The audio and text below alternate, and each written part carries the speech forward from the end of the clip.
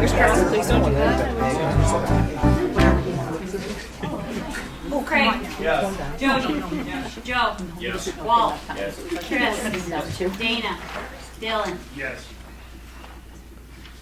Public hearing for fiscal year 26 budget. Would anyone like to speak for 2 minutes? Yes. Go ahead. Sorry.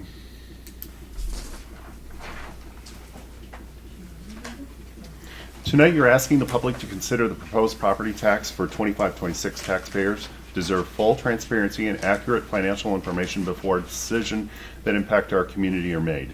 The board and administration have not received the completed 24 financial audit. Without this critical information, budget and tax decisions are being made blindfolded. How can the levy rate be accurately set and taxpayer funds responsibly managed when a clear picture of the district's current financial health is lacking? Easton Valley Board Policy 707.06 mandates establishing an audit committee, including public members, who would assist with internal financial matters and the annual audit issues. There is no evidence this committee exists. This non-compliance shows poor management and oversight of taxpayer funds. Taxes impact every resident who requires assurance that every dollar you request is necessary, accurately accounted for, and spent responsibly. Not receiving and reviewing the previous year's audit necessitates poor financial decisions based on incomplete and inaccurate information. I strongly urge this board to stop being incompetent, demand the completed audit immediately, approve an audit committee, and thoroughly review the audit before finalizing any property tax proposals. Moving forward without this information ignores your duty for fiscal responsibility, transparency, and accountability. Our community expects and deserves better. Thank you. Anyone else? Seeing none? I will. What, is this for public forum? No. No. This is for Sorry, Budget hearing. sorry, my bad. Close budget hearing, is there a motion? Probably moved by Joe, seconded by Jody to close the budget hearing. Any discussion? Seeing none, proceed to vote. All in favor say aye. Aye. All opposed, same sign. Motion carries. Call to order, roll call. Craig. Yes. Jody. Joe. Yes. Walt. Yes. Chris. Dana. Yes. Dylan. Yes. Public forum. I got a long list here, no specific order.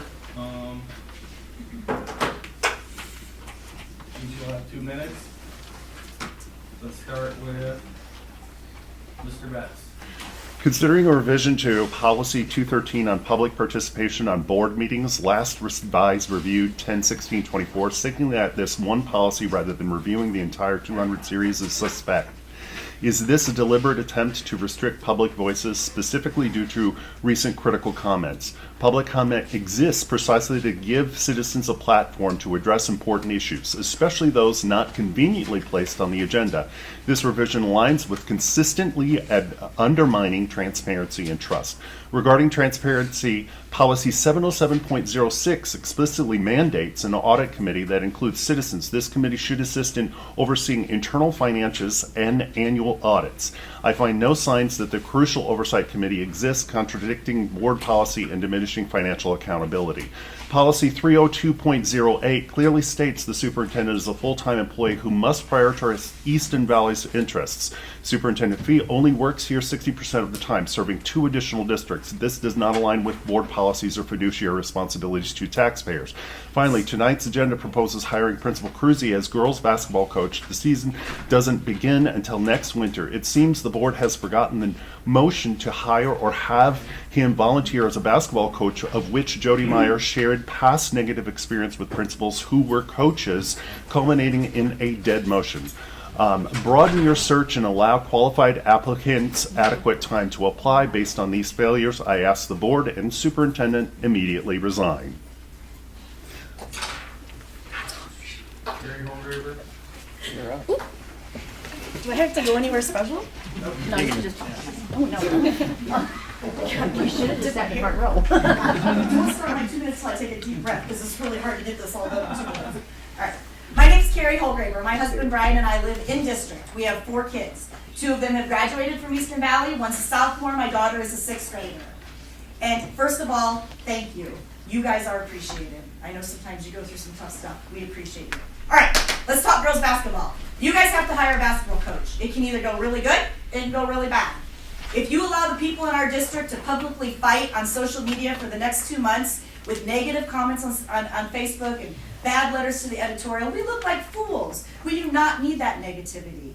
Please, let's make it a positive, exciting time for our program and for the school. All right, let's talk about how exciting the next few years could be. Freshmen through 5th grade, that's the group I know. They're playing AAU basketball all over the Midwest. They're training off season. They're training with private trainers. They are excited about a program and they want a program. That's what you guys want to give them or you wouldn't be here.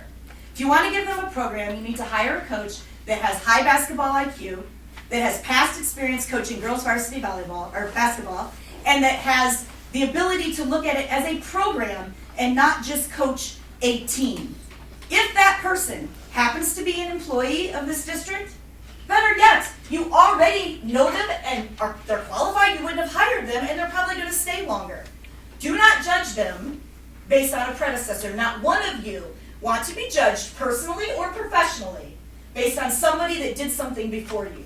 You deserve to write your own path.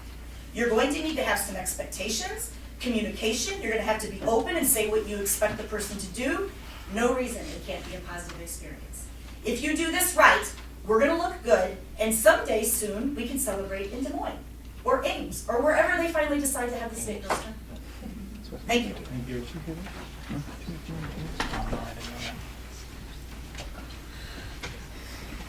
Courtney Keller. Okay. Hi, my name is Courtney Keller, and I'm the business teacher at Easton Valley High School and a parent of a soon-to-be Easton Valley Junior High girl student. I strongly support the hiring of Brandon Cruzy as the next girls basketball coach. As both an educator and a parent, I can say without hesitation that I would 100% feel comfortable with him coaching my own daughter. In fact, I made the decision to enroll my daughter into this district in part because of the positive changes I saw Brandon Cruzy making. That decision wasn't made lightly, and it speaks to the level of trust I have in him, not only as an educator, but as a role model.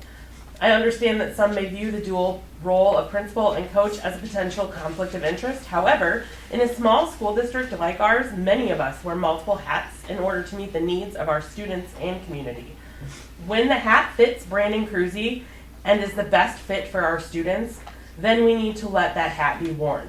If we trust him with our children's education, as we do and should, then we should show the same support on the court.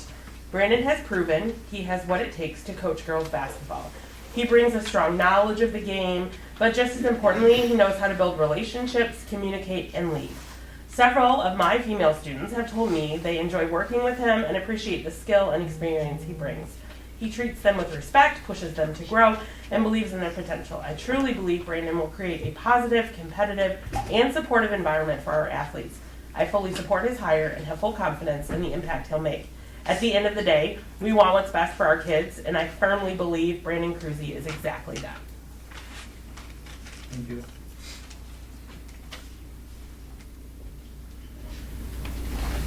Riley.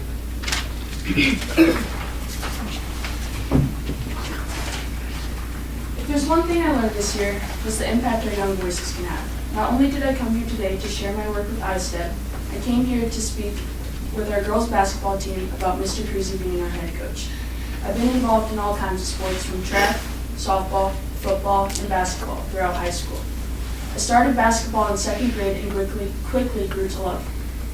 Freshman year, my love for basketball was tested after losing 2 friends mid-season. I've quit my favorite sport the past 2 previous years and hadn't finished a full season of high school basketball. But with new effective drills, impressive all-around basketball knowledge, and the push we all needed, Mr. Cruzy helped me see my potential on this team.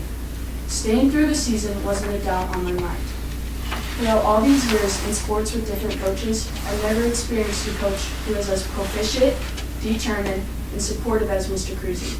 Not only does he show this at practices, but also in our school, and on the second-row bleachers of our basketball games. Even though he wasn't an official coach or given his credits on the floor with us, he still came and prepared us to hopefully win a game. That's determination and support right there, voluntarily. It's no doubt Mr. Cruzy makes a perfect fit for our team. We would be beyond honored to have him as a future head coach. Thank you. Thank you.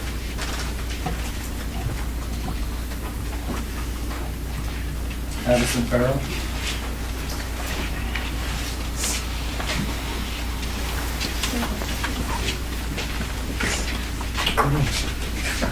We all just have a few shared thoughts. Oh, my name is Addison Farrell. I'm Hadley Farrell Sr. Kendall Driscoll. Sadie Rowling. Jenna Rowling. We are speaking on behalf of the girls' basketball team and in support of Mr. Cruzy. We would like to take this time for the school board to consider Mr. Cruzy as our next head basketball coach. Throughout this past basketball season, Mr. Cruzy put a lot of his own personal time into helping us become stronger athletes.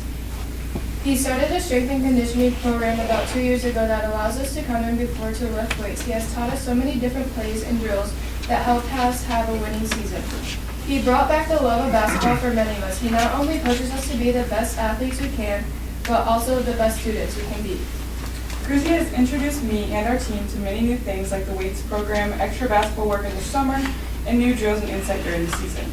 Cruzy is someone that I respect, appreciate, and look up to.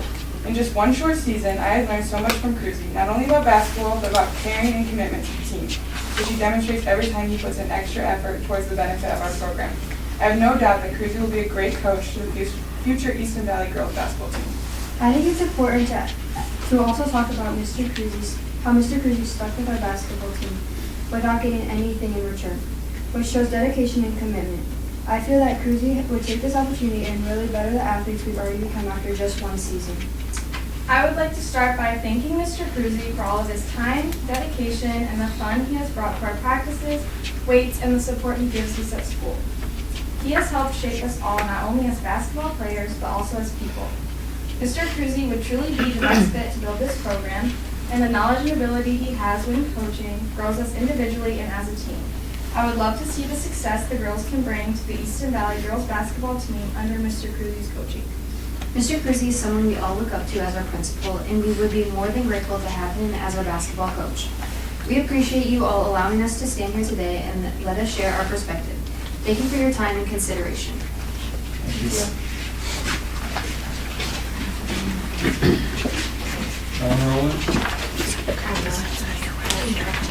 I'm Shauna Rowling, and my husband is Brent. We have two daughters that just spoke on behalf of Mr. Cruzy. As we've heard that Trey is stepping down as head coach, and we would like to thank him for his time. But I'm here to support the hiring of Mr. Cruzy as a head basketball coach. My daughters have been going to Mr. Cruzy's strength and conditioning class for about 2 years now, and I do not have to get them up at all morning. They want to go. They never complained ever because they love to go. And sometimes I may schedule an appointment for them in the mornings because I don't like them to miss school. And they still try to figure out how maybe I could get a half hour in to go there yet and still make it to my appointment. So, I mean, that speaks a lot that they are determined to make it to his class because they enjoy it so much. And also, he did it on his own to start the program with them. And I highly encourage any younger student to start going to his strength and conditioning class because it has built their strength through years. Because I can already tell you, this year in golf, they're telling me how far they're hitting the ball. Their clubs haven't changed or anything, so we know they've gained strength there too. And then as a parent watching him on the sidelines helping coach, it has been a great impact for them. I mean, if you guys were there to see some of the games, you would see when the girls are shooting free throws or whatever, the other girls are coming up to him, asking him questions, and he's guiding them, he's helping them. I believe if it was not for him, we would not have had the winning season we had. So as you can see, he is dedicated, and I just want to share two other points that my daughters have said. So last year, when he was turned down to be the coach and then also the volunteer, Jenna comes up to me and she's like, I am so mad. She's just like, why do parents have to ruin everything for us that we have something good going for us when it's a girls' team? So take that with a grain of salt because they enjoy having anything with him. Shauna, your time's up.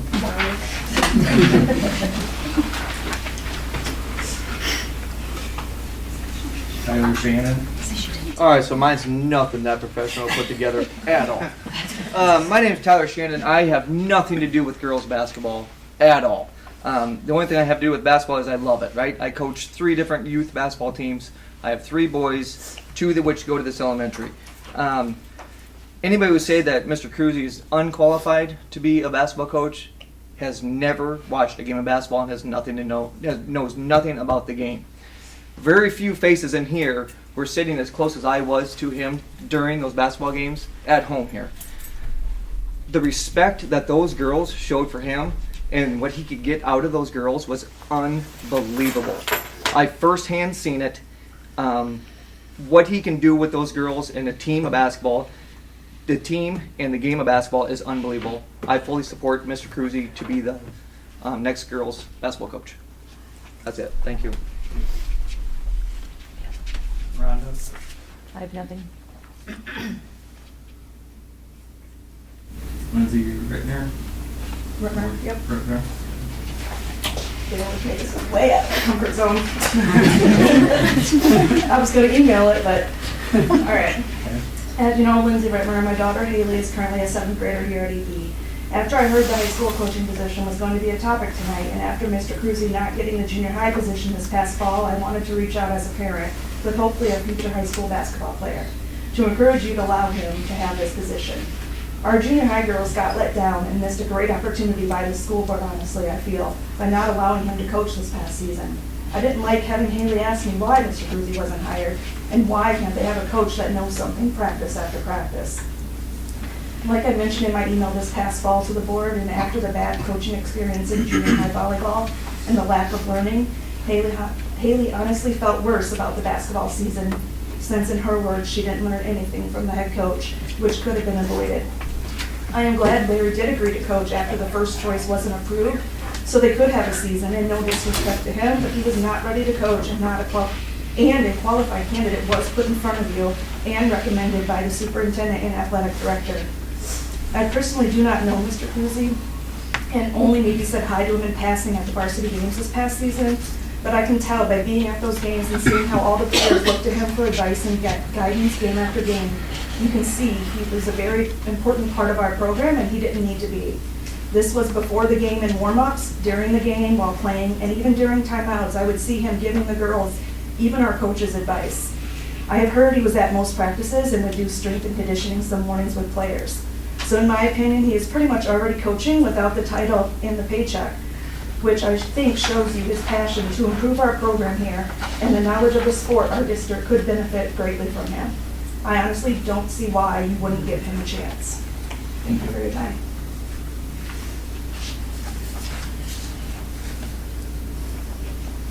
Nick? All right. I'm a full supporter of Cruzy, totally, but I'm not gonna, my wife can speak on him right now. I got other important stuff to do.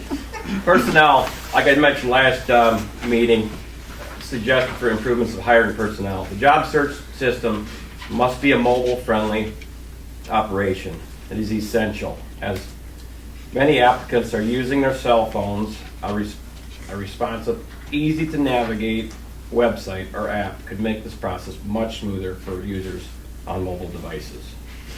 The other thing I got is bidding procedure. The current bidding procedure of this school needs significant improvement. Contractors should not be expected to bid on jobs without first having clear, defined guidelines. Contractors assess projects differently and without proper scope details.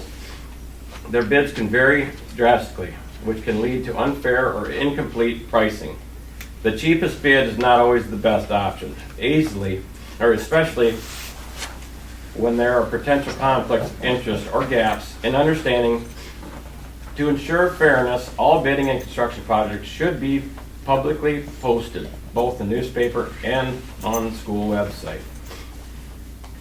I got something here on the facility committee. The facility committee was established to bring together community members to collaborate on the school's infrastructure. However, some have felt that we are getting led by others, and others now nearing a decision on whether or not to hold a vote.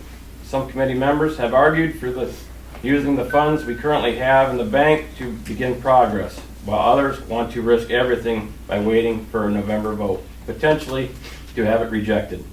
We've spent $23,906 on Klinger study, which has provided little support in helping the committee make informed decisions. Despite having had only 7 meetings, we are expected to make a final decision. I don't agree with the moving forward in this way. I believe we should have a clear, concrete plan in place Nick. before taking this. Your time's up, bud. I have one more thing. If you approve the bid, or if you approve the bills tonight, we'll be over that $30,000 mark. So, Thank you. yeah.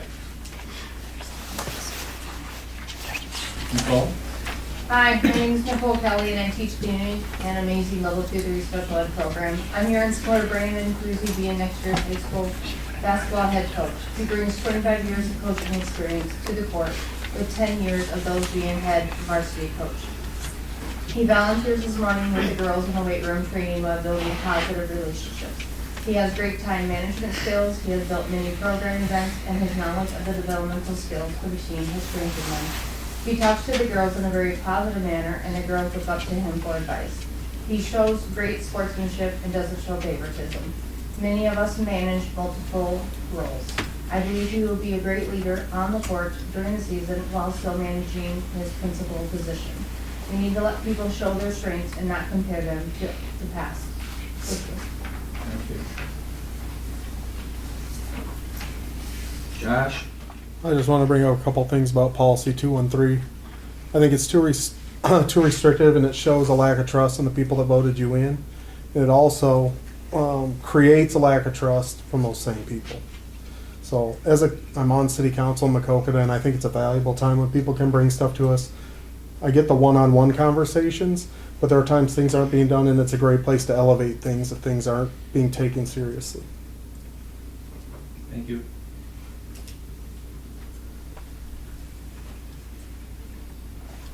Seth? Yeah, I'm here tonight just to speak on behalf of Cruzy. I think it's a great idea to, move forward with him as the girls basketball coach. I have a 6th grade daughter who's moving up the chain. Brian and Carrie have put a ton of time in these girls. I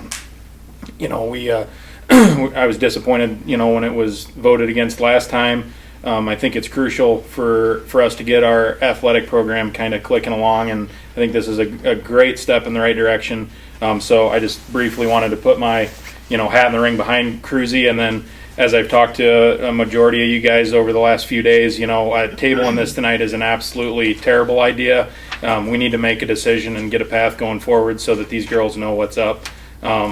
Clearly they're here to support, so this should be a no-brainer. So hopefully this goes pretty smooth.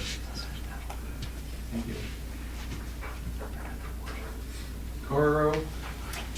My name is Cora Rowe, and I obviously don't work in this district, but I work in another school district. And I'm here, not that you need me to speak on behalf of Brandon Cruzy, because I think everybody else did a pretty good job.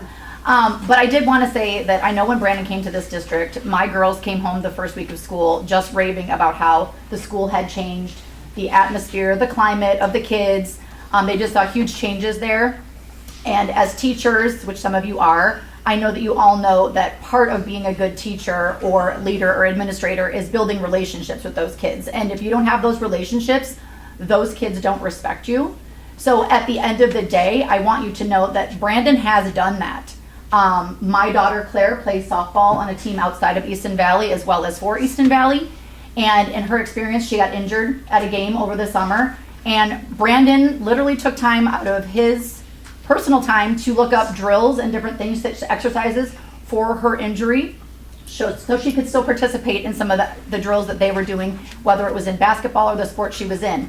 And I feel like that's dedication. That shows that he cares about those students. And whether you're at a game and see him or you're walking through the halls, he shows every kid, whether they're high-level grades, low-level grades, it doesn't matter. They all come up and talk to him, and you can tell by the look on their face and the look on his face, the mutual respect. So I absolutely think he would do a great job with coaching. And if you can make that big of an impact in the school, in the education realm, I don't know how he can't just carry that onto the basketball court. Thank you. That is everyone on the list. Thanks, everyone.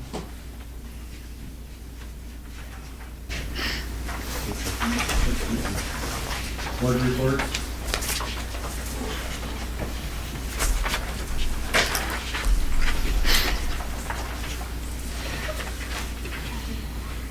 Seeing none, move on. Consent agenda. Craig, I'm sorry, I forgot to put one name on there, Kendra Driscoll. Okay, Kendra. My bad. Go back to public order. Sorry. Okay, as everybody knows who I am, Kendra. Married to Corey, we have two girls here in high school, Kensley in 7th grade, Kendall a freshman. First of all, I would like to thank Trey Johnson and Jason Fry for their years of coaching here at Easton Valley. My family and I wish them the best of luck in their future endeavors. With that being said, obviously the head coaching position for the basketball team is available. And so I'm here to discuss tonight, along with everyone else that you have heard, of why Mr. Cruzy should be the one to take this role. After one of the girls' basketball games, Corey and I were talking to both of the coaches about the season, and the first thing that they both said to us was how thankful they were to have Mr. Cruzy volunteer his time. They both said how much they have learned from him this year with new drills, plays, and other aspects of basketball. If you were at the games, you would have seen how much the girls went to him for advice while playing. He has the girls' trust and respect and holds them accountable to not only be good athletes on and off the court, but also to be good students. He has a great rapport with the girls, which I believe has stemmed from him implementing strength and conditioning in the mornings. This is offered to all girls 7th through 12th grade, not just those who participate in sports. So I strongly encourage, if you have a child that is coming up in these grades, push them to do this. Now, I can't speak for every student who attends or every basketball player, but I know Kendall's strength and endurance has greatly improved. It's something she looks forward to doing and doesn't want to miss. This one, different story. She not only has become stronger physically, but also mentally.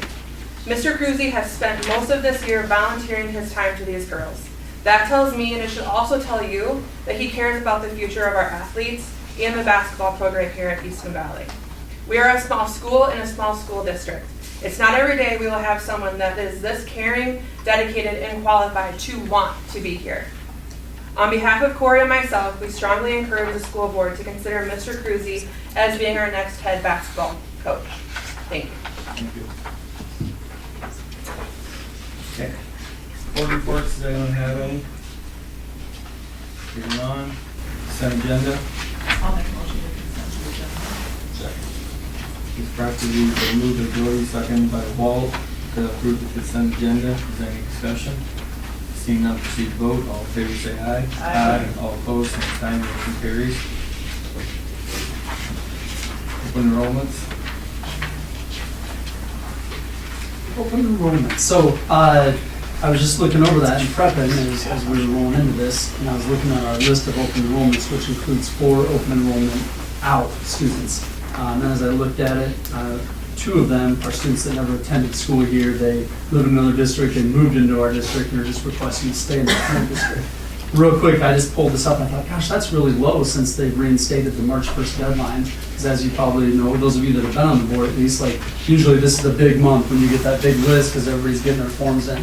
So I was like, I wonder what did it used to look like back, before they they allowed you to open enroll anytime, and then before they reinstated this. So I just pulled up an agenda from 2021, and we had 17 open enrollment out students, and tonight we have 2. And so, a lot of people showed up tonight just to express their support for a number of things, but a lot of them expressing just the positive things that they're experiencing or their kids are experiencing in our schools. And I think, people vote with their feet as well. And so to see those numbers is just very reassuring that the great people in our schools are doing great things that other families want to be a part of. So everything's pretty straightforward, unless you have any questions for me on open enrollments.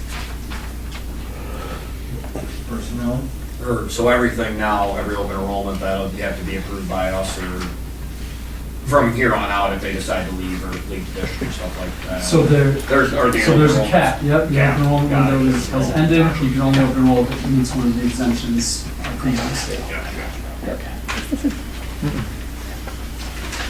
Speak on personnel.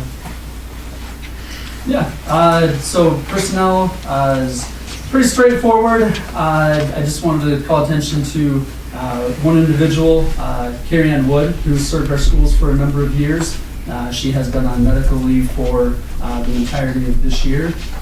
She did inform us that she is not planning to return for next year and submitted her letter of resignation. So, she was here when I joined the district, and I know has played a huge role in everything from just emotional support to students in the junior high and high school, scheduling, career and technical education development, and expanding programs, and just appreciate everything that she's done for our school. So I did want to just draw special attention to her resignation and wish her well, along with Trey Johnson and his service to our varsity girls basketball team.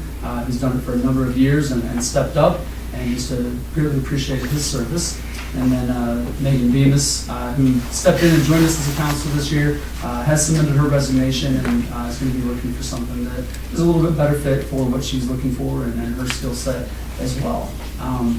The other things on there are probably the biggest topics from public forum tonight involving coaches.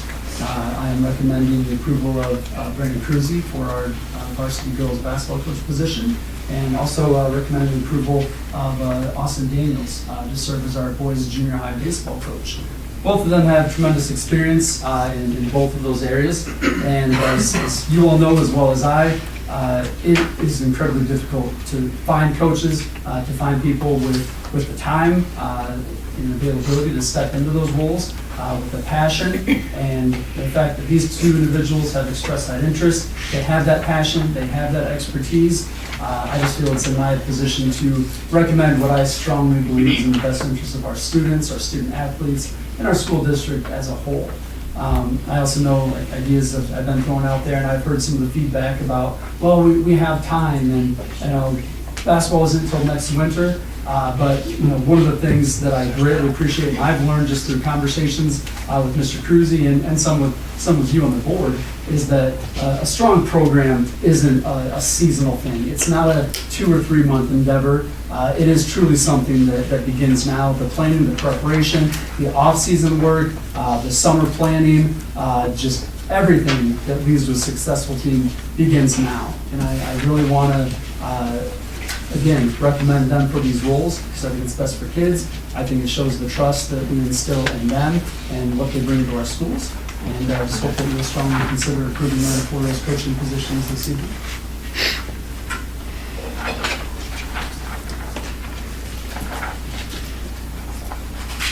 Is there a motion for personnel? I got a question for Mr. Cruzy. Sure. How long you plan on being here? A lot longer if I can coach. That's my passion. That's what I want to do. I think I'm passionate about both aspects of those things. You got another 10 years in you? Absolutely. Because I know we got some young kids coming up. It's exciting, yes. Okay. I want to play in the points as much as everybody else. The personnel is stated. I'll second. Been properly moved by Chris and seconded by Walt to approve the open enrollments and personnel as presented. Is there any discussion? Seeing none, proceed to vote. Roll call. Jody? Yes. Joe? Yes. Walt? Yes. Chris? Yes. Dana? Yes. Craig? Abstain. Yes. Yes. Yes. I want to thank you guys all for coming. I mean, it's really refreshing to have you all come. Oh, Dylan. Yes. Anyway, yeah, I appreciate you coming and letting us know your thoughts. When I didn't support the principal as a coach, it was because when we were hiring that position, the community message was that they didn't want a principal who would coach also. So clearly the community message today is that you would like him for your coach. So, thank you. Thanks everyone for coming. Now, when I agreed to let Riley be on the agenda, I didn't know she was going to bring such a fan club with her. So, wow, Riley. Should we transition to that, Craig? Yep. Number 7, student ISEP presentation. Do you need to present anything or project anything? No. All right. So, a month ago maybe, I was supposed to go out to the Capitol to present a speech against vaping for a program I ran for ISTEP. But that got canceled due to rioting and stuff, so I thought maybe we could present it to you guys as parents with teenagers and young kids. So, good afternoon. For those of you who don't know me, my name is Riley Gillen, and I'm a junior here at Easton Valley. Today I'm here to talk about a billion-dollar industry that thrives on addiction, targets young people, and masks itself as a better alternative. Let me introduce to you the vaping industry. Vaping was marketed as a safe way to quit smoking. But here's the twist. It's not about helping people quit. It's about keeping them hooked. These companies don't sell freedom from addiction. They sell addiction itself. The bright colored packaging, candy-flavored pods, and cool designs aren't meant for longtime smokers used to menthol and tobacco taste. They're for teenagers looking a new generation on nicotine. And once you're in, they've got you. The cravings, the withdrawals, the endless cycle of just needing one more hit. That's not freedom, that's control. While you're fighting the urge to quit, these companies are counting their profits. Did you know that the global vaping industry is worth over $20 billion? That's a lot of money built on addiction. Many teens and adults believe it's just water vapor, or that it's safer than smoking. Maybe they want to fit in or relieve some stress, but it's all an illusion, a trap designed to hook you young. Now, the scariest thing about teenagers being the target is teenagers tend to think they're invincible, that it won't hurt them. Kind of thing only happens to other people. Well, today I'm here to remind you that you're not invincible. I'm not, and my best friend wasn't. While she struggled, while her health declined, this industry kept making money. Addie was only 13 and hooked. And they gained a lifelong customer, until they didn't. This industry hasn't just taken over $20 billion from us, they've taken lives too. Because addiction isn't just a habit, it's a business. My mission is to help prevent others from being a target. But ultimately the choice is yours. But make sure it's your choice, not theirs. Thank you.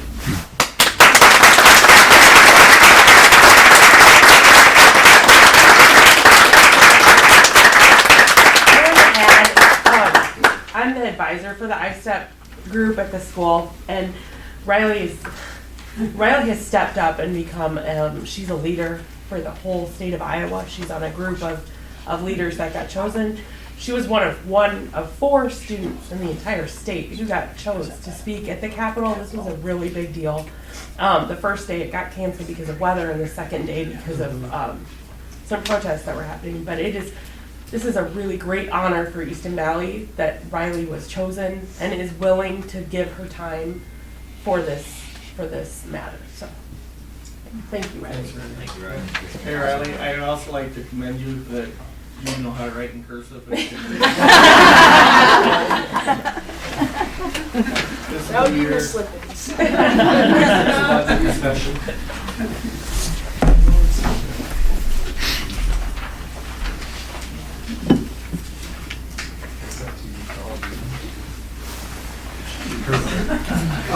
So fiscal year 26 budget, follow-up of our last month's meeting, a little bit more detail, and then had some questions from you guys on income surtax and the relationship to our property tax rate before we come back and republish for the second time and then adopt our budget at the April 24th meeting. So a couple things. It's always, good when public talk and you get to hear perspectives that are out there, and I just want to address one thing. I usually sit here and be pretty quiet, but with public comments on the budget, especially when they're kind of misleading, I would like to take the chance for it and talk through this. Our board does have an audit committee. There are 2 members every year that go through the audit. We're audited every year annually. We have, like any school district, sometimes they find a couple things for us to work on. Since I've been here for 15 years between Preston and Easton Valley, I work at Andrew and Bellwood also. Main things are internal controls, like we talked about back in our probably the December, January meeting. We updated the board. Our audit was done. Our auditors come and do our audit, but they also audit many schools throughout the state of Iowa. So then it takes them a while to get the reports. That specific auditing firm does over half the schools in the state.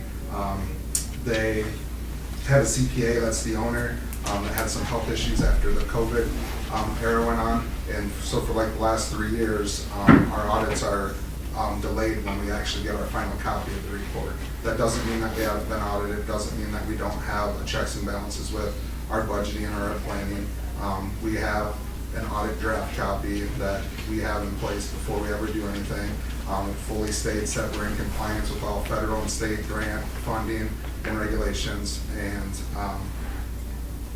when they do our audit, like they go over with a microscope of our general fund obligations, anything that is supposed to be separated out in categoricals. They go through all those. They go over all the state grants, all the federal grants, and there's specific spots in the audit that, detail that we're in compliance with that. So just wanted to, touch base on that. Over the last year, we've had more audits and more calls from state level people than what I've seen in the last 15 years of working here. We had an IRS audit to make sure we were doing our bonds right. We just got clarification on that, but that all passed and is cleared. We have calls that we don't, from our governor's office, that we don't publish salaries right. That was cleared. We publish our salaries correctly based on the prior fiscal year. So just wanted to clear the air on a few of those things that we do see those stuff coming through and we do check out. And we have good staff that work here in our business office, and I'm glad I get to work with them. But getting back to the budget, the process, March 5th, we had to have our proposed tax rate to the county auditor.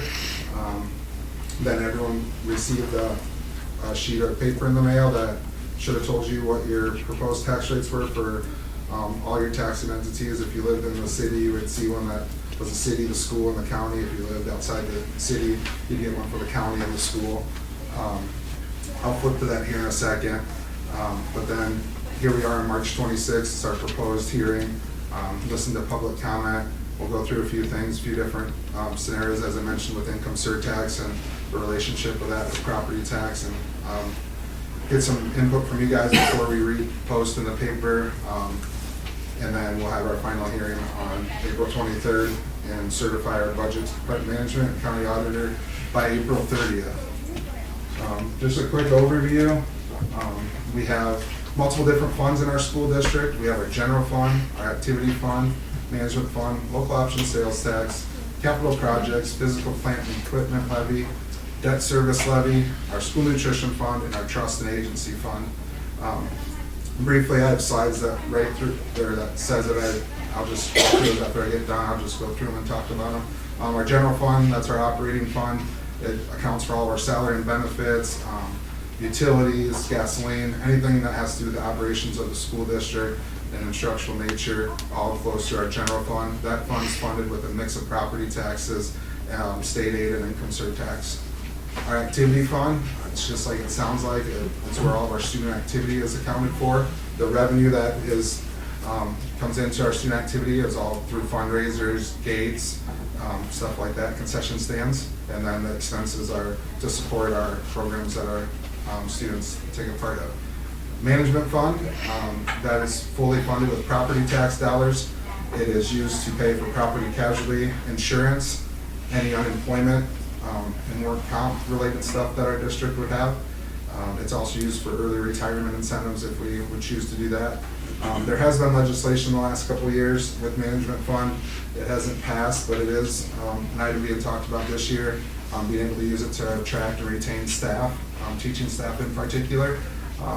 Farm Bureau kind of registers against it every year, so it hasn't officially passed because it is something that's funded with property tax, and I think the concern is if they do that, then where does the cap lie on protection for taxpayers? So it's something that we're keeping an eye on, and we have a healthy management fund balance here, so it is something that if something like that would pass, I feel like we would be in a decent position. If other schools started trying to attract and retain staff with it, we would have a resource to also do that. Our local option sales tax, 133, that's a statewide sales tax. It's collected annually at the state level. It's determined how many kids there are in the state, and then it's distributed on a school-by-school basis on a per student amount. Right now it's, I believe, around $1,200 a kid. We can use those funds for property improvements, technology, and transportation uses. Our capital project funds, that's only in use when we have a project going on. PEPL and 1% transfer money to that when we have a capital project going on. Currently we have a greenhouse project going on. Those funds all flow through Fund 34. Our physical plant and equipment levy has the same uses as our sales tax levy or sales tax fund, but that is all funded with property tax dollars. Our district has a 33-cent board voted PEPL levy, and we have a $1.30 for community voted PEPL levy that runs for a 10-year period and then have to go back to voting. Our debt service levy is where we pay for all of the debt that we have. Currently, we have our GO bonds that funded this building. We're already going to be approaching year 7 of payment on that. And then our PEPL and sales tax funds do transfer money at times to pay off debt with those. We did pay off at the end of last year our PEPL note, and we do have until 2030 left on our sales tax note. Our school nutrition fund, again, just like that sounds, that's where all of our school nutrition that feeds the kids goes through. It's funded with mainly federal dollars. I have a slide later on to talk about that. There's been questions that have came our way here and at other districts about recent movement at the federal level with the elimination of the Department of Ed and some shakeups at the federal level. We'll see. It's something to keep an eye on with our nutrition program, but those funds are with the Department of Agriculture, so we haven't seen anything that's going to impact that yet, but something to keep an eye on because we do 80-90% of our revenue annually is from federal funds, so we'll keep an eye on that. And then our trust and agency fund, those are all of our scholarships, so any scholarship revenue and expenses, they come through our Fund 81.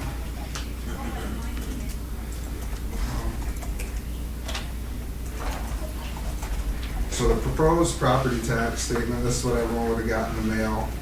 And if you look kind of where the cursor's going around, right through there, that's the grand total. So the far left was what we asked for as a district last year in property tax dollars. The middle would be what we could ask for without asking for more, obviously, and then the far right is what we are asking for, and you see it's around $50 less. We're essentially staying flat in what our tax asking is of our taxpayers, and that sets a property tax rate at 13.77, like what we went over at our last meeting. That's with a 4% income surtax. We did have questions. I didn't really hear from people. I did a couple that Andrew and Bellwood that were a little confused when they get to the bottom part of this, and it was on the back side of the piece of paper that residents received in the mail. It's a little bit misleading if you don't pay attention to it, and I believe I touched on it at our last meeting, but I will again. When you read the first one is residential property and then there's commercial property. And the residential property, it provides a scenario of a district's tax asking for next fiscal year, and it starts with $100,000 of assessed value, but then it assumes a 10% increase in that property value to get to $110,000. So even if you stay flat or decrease in rate like we did and ask for a little less total tax asking, it still shows that there's a 9.9% increase because of the property value, its taxable value going up. So like I said, didn't really hear much about that here, but got a question about that at a couple of the other districts because people receive those statements in the mail wondering, it says no increase, but it looks like it's going up. Well, if you don't read, it's assuming an increase in valuation. So just a quick reminder and refresher on what that says and shows. And then getting more into next year's budget, enrollment. Obviously, that's the driver of everything at a school. It creates our funding mechanism that provides a framework on what we're going to receive and how much we're going to have for our budget. That's just kind of the history since 2020, what our enrollment has done. And you can see our certified enrollment, especially this year, has tailed off a little bit. The one nice thing is what we have lost in certified enrollment, we've been able to keep or at least maintain in our served enrollment. So money that's staying in our school, kids in the seats here. Just a reminder, certified enrollments are geographical border of our district, and our served enrollments are what kids physically attend our district. So just to show, and it speaks a little bit like what Chris was talking about a little earlier when he was talking about open enrollment out, You can see that's more of a detailed history. It goes back to 2015. Can you guys see that okay, or is it too small? See it all right? Okay. So the dark gray line is certified enrollment, the orange is our served enrollment, and then the blue would be open enrollment out. And you can see back in 2015, we had over 180 kids that were open and enrolled out of the district, down to, what I'll actually do is I'll open this so that you can actually see the numbers. So we had 182 kids open and enrolled out, and fall of 2024, we have 105.3, so we have some kids that do some homeschool assistant, dual enrollment stuff. That's how you get a portion of a student. So, but just the main thing to take out of that is you know, we want kids here, we want them staying here. The trend shows that we are doing better at keeping kids here. Do we have work to do? Yes, and you know, as a business manager, I'd love to see those kids all here and be able to keep the revenue here and not have it sent out to other districts. But at the same time, as our certified enrollments fall, and the nice thing is you can see back in 2015, we had 461 students on our served enrollment, and this fall we had 459.26. So over the course of that period, the one reason why we've been able to stay financially in a good position is because what we've lost in certified enrollment's been offset on what we've been sending out to other districts. So.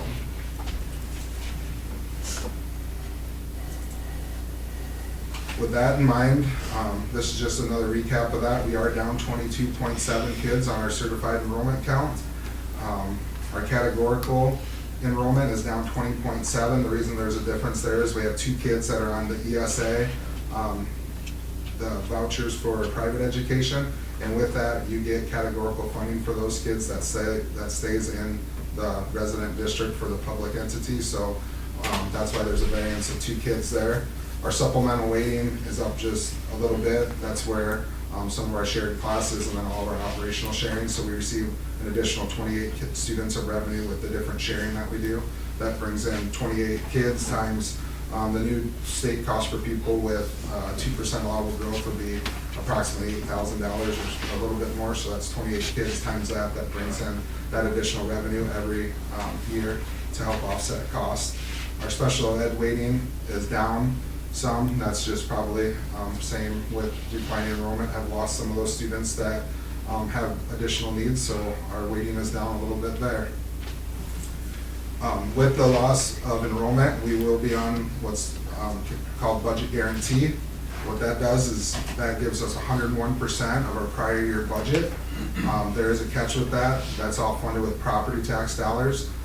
It's a mechanism that the board has the availability to approve at our April meeting to help offset the loss from declining enrollment, to give us a kind of a year to soften the blow, for lack of a better word, of loss of revenue for next year at 2% state supplemental aid, which isn't set yet, so the number could end up varying, but right now it would be $137,569 if the state does indeed improve 2% SSA. The things as a board that you guys have control over, that's the thing. Budgets are very complex and there's lots of stuff that's out of our hand as a board and administration. The state dictates, you know, we have an online database through the Department of Management, and there's literally only like 5 lines that we can change in the whole thing. The rest is all done through state legislation and state formula that's pre-populated at that level. And then we have our working papers that set our budget that will show the amounts at the end that puts all of our funds into 4 expenditure categories for that fiscal year. Our instructional support levy that we've done annually, that's 10% of our budget that it generates. We fund that with a mix of property tax and income surtax. For this current year, we have 4% income surtax. I'll flip after I go through this to answer Jody. You asked some questions about income surtax and the relationship. If we move it a little bit, we talked a little bit about that, but then you also asked what area schools do. So I have all the area schools proposed rates and income surtax, and then we can look at what options you guys have there. We don't have an ed improvement levy. No cash reserve. We have sufficient cash on hand. We have around a 25% solvency ratio, which, I mean, I like to see something between 20 and 25% of cash on hand. We don't receive state funding in the summer months, and in the rare case that it happens, you know, it hasn't happened since 2010, but That year there was overcommitment by the state government, and we had a 10% across the board cut. They still allowed schools to have spending authority, but not the cash, so it's good to keep a positive solvency ratio around 20% in our district. Dropout prevention levy, that's another one that's board approved annually. If you call a couple meetings ago, the board approved $208,015 for dropout prevention purposes. And as you recall past conversations with that amount is what we request, but with our program, there is also a local match to those dollars, so it ends up annually, we spend around anywhere from $275,000 to $290,000, just depends on the year. Obviously, that number changes because it's a percent driven of your overall budget, so if your enrollment goes up or enrollment goes down, that number of what we can do as a maximum dropout prevention levy will change annually every year. Our management fund, we're decreased our asking there by approximately $100,000. I believe with what we asked for plus interest we're gaining on our account is plenty sufficient enough to make it solvent for the year, barring anything that would come up with something with unemployment or work comp that we don't have a crystal ball for. But even with that, I mean, we have a way good management fund, balance of just shy of a couple $1 million. Our PEPL and voted PEPL levy, you can see there's a little more asking in both of those. That's as a result. The rate didn't change. Our tax base has gone up, so $1.3433 generate more money than the prior year. And then our debt service, also same concept. Our tax base has gone up. If you remember last meeting, you guys approved a resolution for a debt surplus levy, which allows us to stay at $2.70 of tax asking, which creates additional revenue, obviously. And then what that does is that takes us to be able to pay off our bonds early and save taxpayers interest. So tax rates, that's the history of Easton Valley from the conception of the district till now. The first few years we had some breaks from reorganization. That started us slow, kind of crept up to around that $15 mark. Didn't have income surtax as part of our funding mechanism at the time for our instructional support levy. We were getting ready to do a bond vote in 2019. Had feedback from the community that they'd like to see a mixture of income surtax and property tax dollars. That was implemented. That's why you see a dip down in 2019.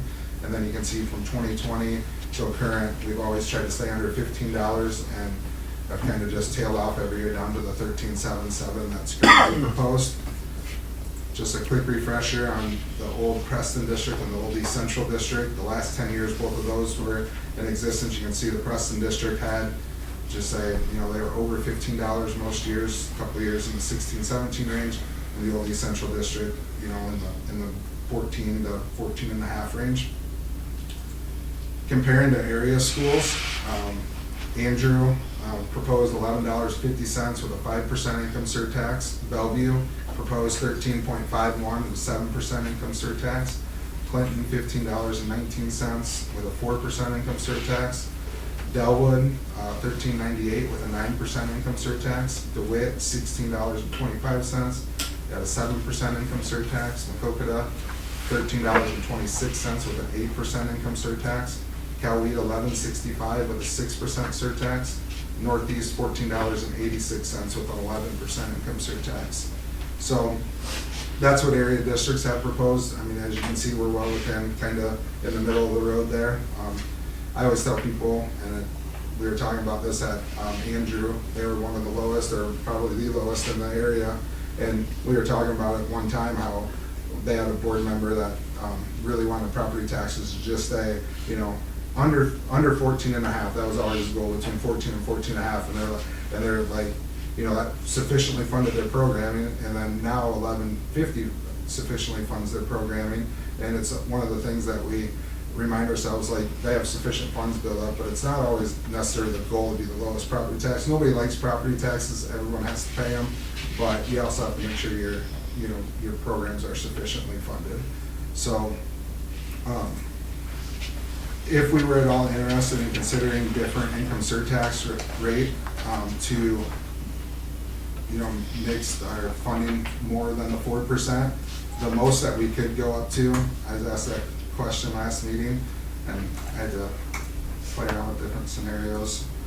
But 10% is the highest that we could go before you produce too much money where you actually took in more income surtax than what we can generate with our instructional support levy. And if the district did that and maximized it out to 10%, that'd be similar to like what Northeast does. That's why theirs is 11%. I believe they fully fund it, or as much as possible, of their instructional support levy with income surtax. If we did that, we'd have a tax rate of proposed at 13.13. So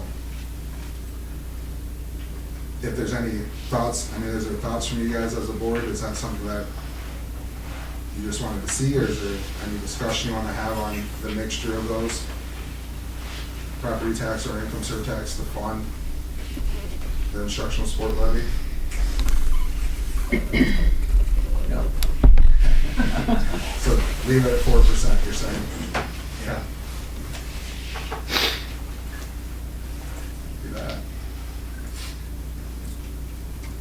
For our 26 budget expenses, we'll just kind of go over a quick recap of that, what it would do. It would provide $6.68 million in instruction expenses, just a little over $3 million in support service expenses, $498,000 in non-instructional programs, which is our student nutrition fund, and then $1.72 million other expenses. That would be our debt service and any facility improvements that we make. We currently have an unspent authorized budget of $4.6 million in our operating fund and a solvency ratio of 25%. I just have a reminder there that I already mentioned that we paid off our couple bonds and small geo bonds in fiscal year 24, and we have sales tax bonds to fiscal year 30, and about 14 years left on our geo bonds. Are they ahead of schedule? What's that? No, they will be. They're not yet because they have a call date on them. So until that date gets there, we can't pay anything early. So our money sits in an escrow account. But then in fiscal year 27, we'll take the proceeds that we've collected from our debt surplus levies and then pay off that as much as we can then. And then they get recalculated. We'll have a new amortization schedule for the payoff of the bonds. And every year, hopefully, we're able to do that. And a lot of times you can pay them off a couple years early. Like I said, right now, with what we've done, if we didn't do anything else, we'd already have saved taxpayers $100,000 of interest by doing the debt surplus levies. And if we continue to do them, hopefully it ends up being a few $100,000 or $500,000 by the time it's done. So, Okay, thank you. Just a couple unknowns with fiscal year 26 that we don't know yet. Well, some things we do know, some things we're kind of waiting on, just more guidance. As you know, we're in the second year, or we'll be in the second year next year, of teacher pay legislation. Just something to keep a good eye on as a board and admin, because although we receive TSS dollars to help fund some of this, it's still a talking point with legislation from school districts, because what it did is created a lot of compaction with how teachers used to be paid, and somewhat didn't fully fund us for it because they kind of tiered it, and they looked at your staffing, tiered it, gave you an amount.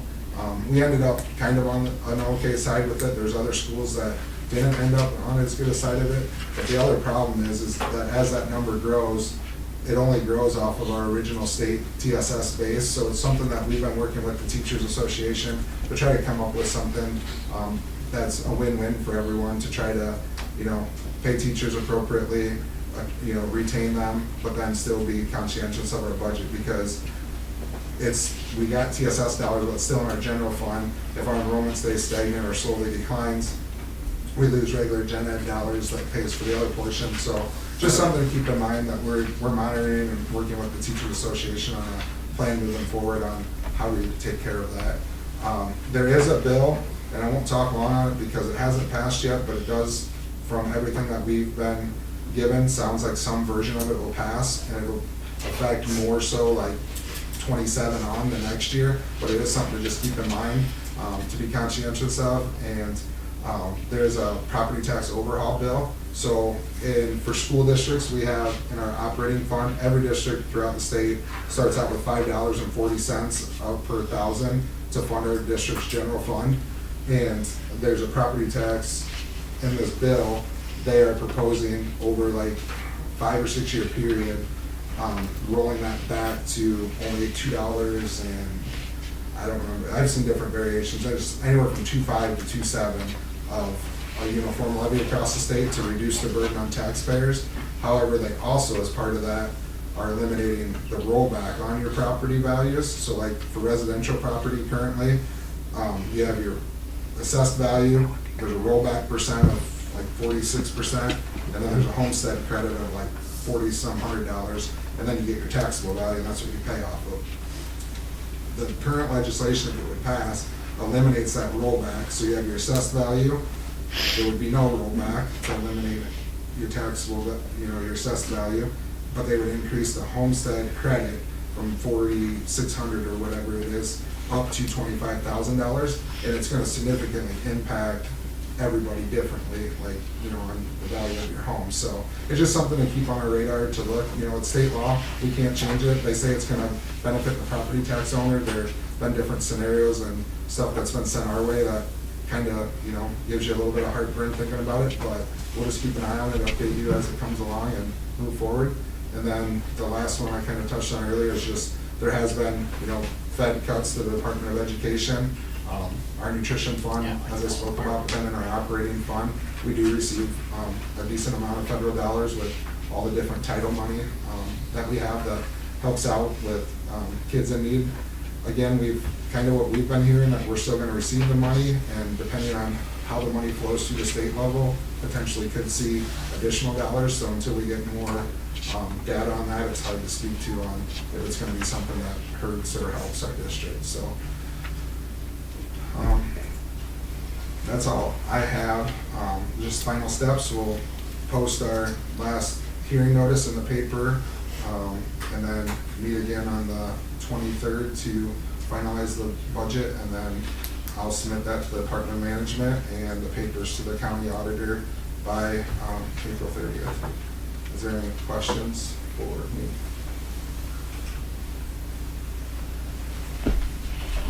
You did a great job.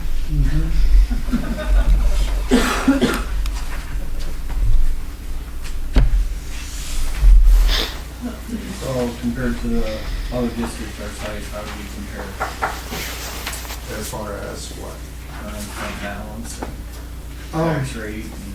The same. So tax rate, I just did area districts, and you saw that, we're right in the middle. Unspent balance, as I spoke about last year, I think that we have way sufficient amount of unspent balance. The hard thing with our unspent balances is we've had a couple years of high interest rates and then some employee stuff throughout the year that we didn't have the expenses we thought that we would have, and if we would have had those, we wouldn't have added what we added the last couple of years. So it's a fine line, because unspent balance sounds great, $4 million, but there are a lot of scenarios where that can dissipate in a hurry, because it is just one time. So like, just for instance, we pay more attention to what our annual unspent balance is, or unspent spending authority for each year is, because say that you have $8 million budget and you spend $8.2 million.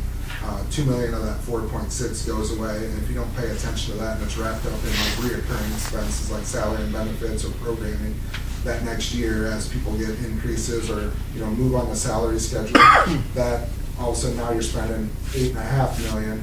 Well, now you're taking $700,000 away from your unspent balance because $200,000 of it's gone, and people don't always grasp that concept, and it just creates like a snowball. The next year you'll be over $1 million of that going away if you didn't make any corrections, and then it just compounds itself because it's just a balance sitting there. It's not a reoccurring annual balance. So it's just something that we monitor. We have plenty of it sitting around. We're not a bank. We don't need millions upon millions sitting there, but it's also good to have it. If you look in the papers, there are area school districts that are having the opposite conversation of that they're negative by over $1 million of unspent balance, and they're having board meetings and decisions on how to, get back above water. And there's even a couple of them that the state's intervened and said, we don't like your plan, you're gonna, do your plan plus this. So I'd rather be sitting here, saying we have sufficient or even more than a sufficient amount, and looking at ways that, maybe one-time expenditures on different curriculums or resources that only take one-time expenditures out of that and slowly narrow it down, versus if we, compound that on with reoccurring expenses, you're just kind of setting yourself up. And we can talk about it more, because I know there's a budget item on the agenda about, paying, attracting, retaining staff. And it's just tough when you have stagnant and or declining enrollment, because you get an annual budget that stays flat with expenses going like this. So we're in good shape, but it's something to not just think that we have, an unlimited bank account. Anything else? Thanks, Adam. Yep.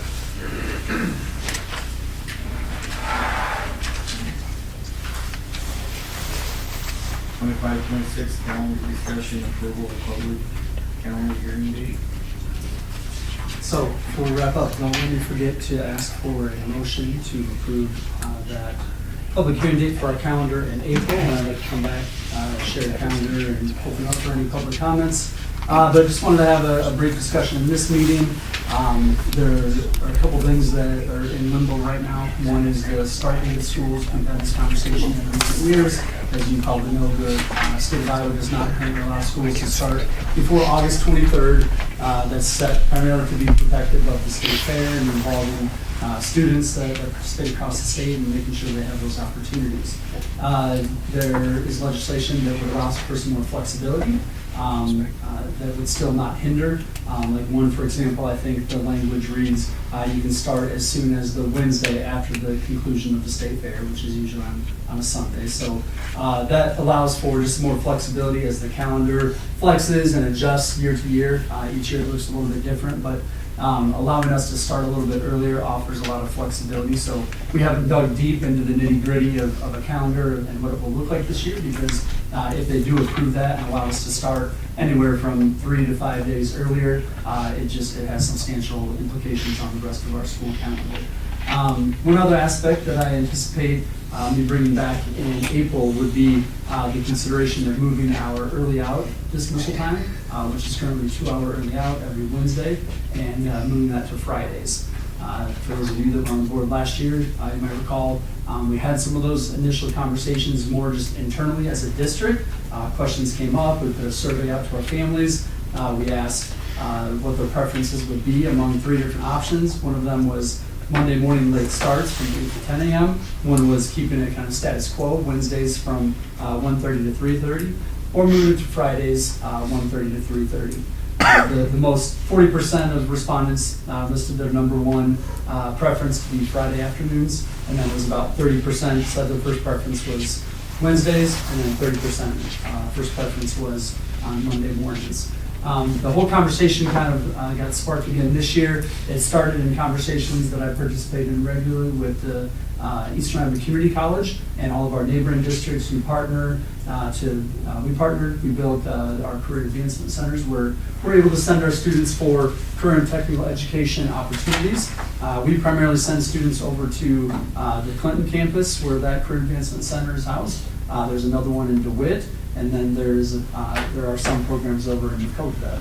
But all of our neighboring districts work together, and scheduling is a big part of, because we have to transport students there back and forth for classes. We have to try to align our students' class schedules around, if students are going over there for 1 or 2 CTE courses, then it's best when their schedules kind of align back in the home district. Eastern Iowa Community College actually approached us and they said, hey, we have to tell you we're looking at doing things differently as early as this year.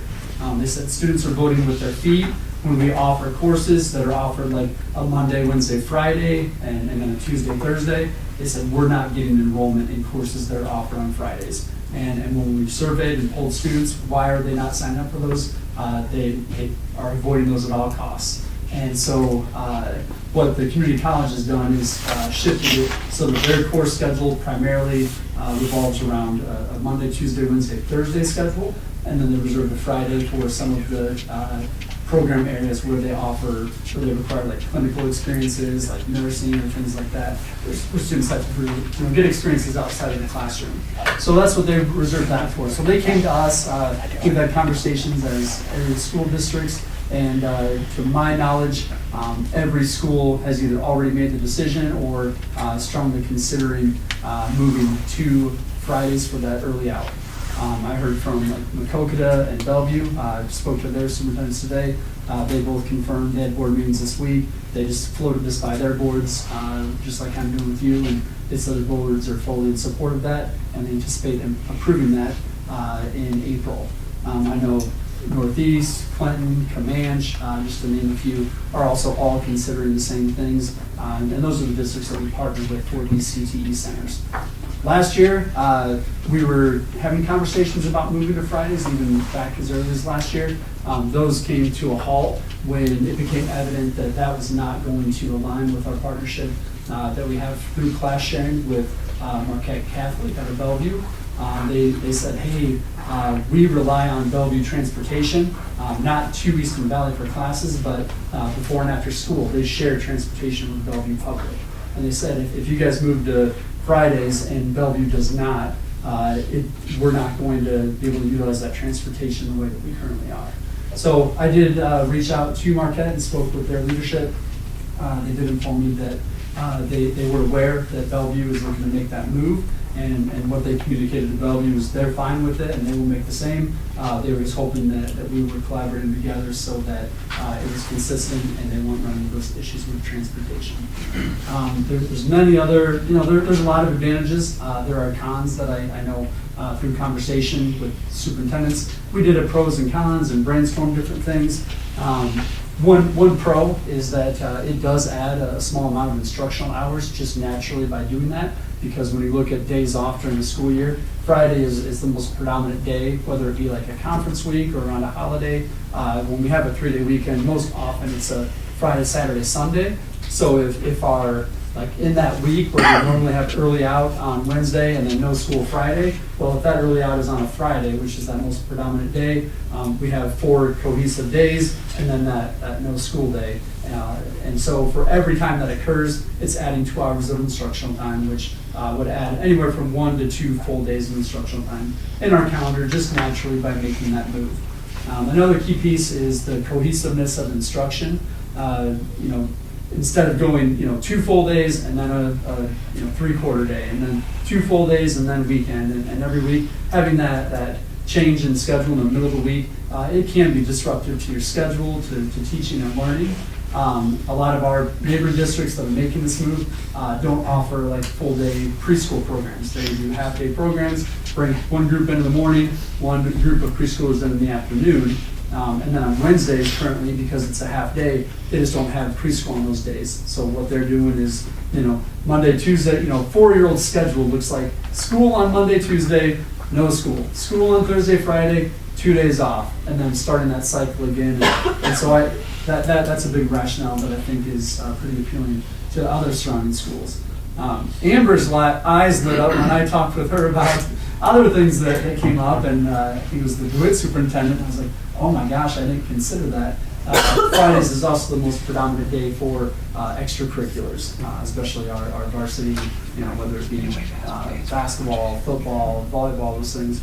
And so what happens then is currently somebody in Amber's position who is not only trying to make sure that her routes are covered before and after school, which can be a challenge on a lot of days, but then she's also trying to make sure that she has enough buses and drivers on top of the route coverage, because currently on a Friday afternoon, if we have 2 or 3 buses going out for extracurriculars, we only have so many drivers, we only have so many buses, and so finding the resources to meet those needs on top of running the routes is a challenge. So by having that early out on Friday, it allows us to dismiss kids, run our regular routes, and then utilize our existing buses and our route drivers to be able to get kids to their extracurriculars. So those are a few of the benefits. It feels to me like it makes Friday a completely wasted day. I mean, if the kids show up, they're getting out early on Friday, they're not going to be concerned about learning anyways, because we're going to eat lunch and we're leaving. At least if it's in the middle of the week, they still got 2 more days. Doesn't it seem like a completely lost day? If it goes to early out on Friday? I'm just asking. That's my thought. I wouldn't see any difference than Wednesday now. Once they're in the routine, I was in the elementary. It's more of a collaboration day for social stuff instead of.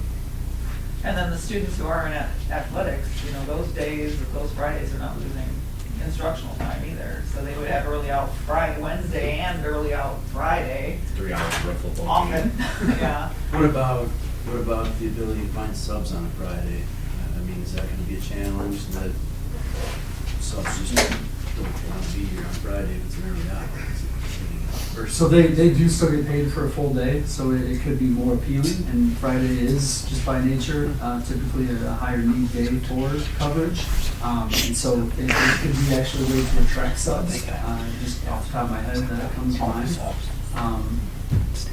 Yeah, I mean, your thoughts are valid, and I'm not saying, there's research that supports, you can find research to validate, different perspectives and stuff, but there is research that shows that those conceptions aren't necessarily, fully played out in the data.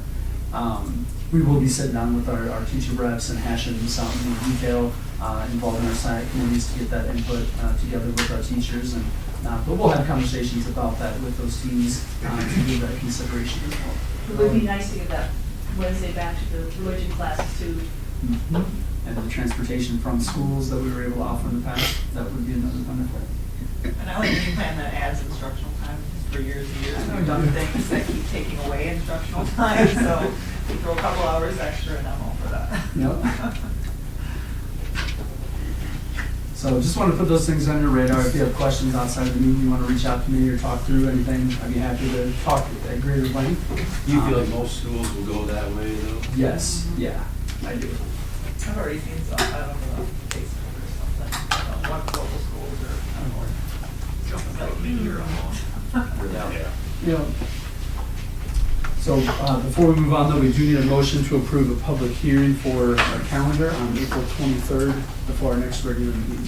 I'll make a motion to schedule a hearing for the school calendar on April 23rd, 2025. Second. Properly moved by Joe, second by Dylan for motion to public hearing for April meeting. The calendar, any discussion? Seeing none, proceed vote. All in favor say aye. Aye. All opposed, same sign. Motion carries. Discussion of efforts to attract and retain staff. All right, so just a quick update. We continue to have meetings with our negotiation reps. They've been great to work with, very collaborative. We're all kind of in a new era of trying to figure out the new teacher salary minimum laws and the impact on schools and what our budgets can allow and how changes will affect our long-term outcomes. So just to appreciate the teacher leaders that have been a part of those conversations because we truly are learning together in some sense. Mr. Krieger, obviously always a tremendous resource, but we've also been working with all of our areas surrounding schools because we're all kind of in the new circumstances that we have to understand and challenges that we have to overcome. So we are making great progress, and I would love to be able to come back with something as early as our next meeting in April. So we'll continue to have conversations and hopefully be able to bring something back as soon as possible to approve contracts for next year. But also wanted to open up this conversation. Craig and I have had conversations just about the need to keep attracting and retaining staff at the forefront of our minds. Craig, I'll turn it over to you for a second if you have ideas or specific things that you'd like to throw out. Well, I was just approached by some of the non-certified staff that 4 or 5 years ago we changed things, whatever it was. That we probably need to revisit it and see if we can get more in line with the districts around us. And I think that would help you guys retain staff, hopefully. Yeah. Because hiring is a challenge, especially for those non-certified positions, because in some of the private industry, wages have gone up significantly, and it is harder and harder and harder to attract staff when our wages don't quite reflect that, pay increase that private has seen. That cost of living's gone up for everyone, so we do have to probably address it. Our paramedics really do need paid a lot more than we're paying them. I mean, they have really, really important positions in our school. I understand there's a fine line. I don't know how to fix it, but I do think they have a very important role in school and compensated for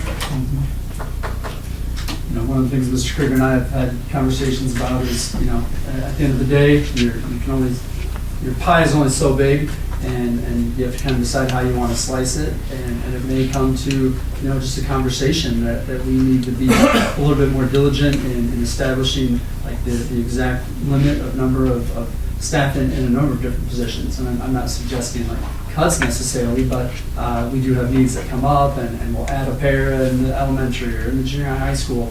And it could be in our best interest to have some of those conversations, say, hey, moving forward, we're committed to, X number of pairs in each building, which I would assume is probably close to where we're at now, but put in some limits so that we can add on the pay per position, but not incur additional costs through the addition of new positions.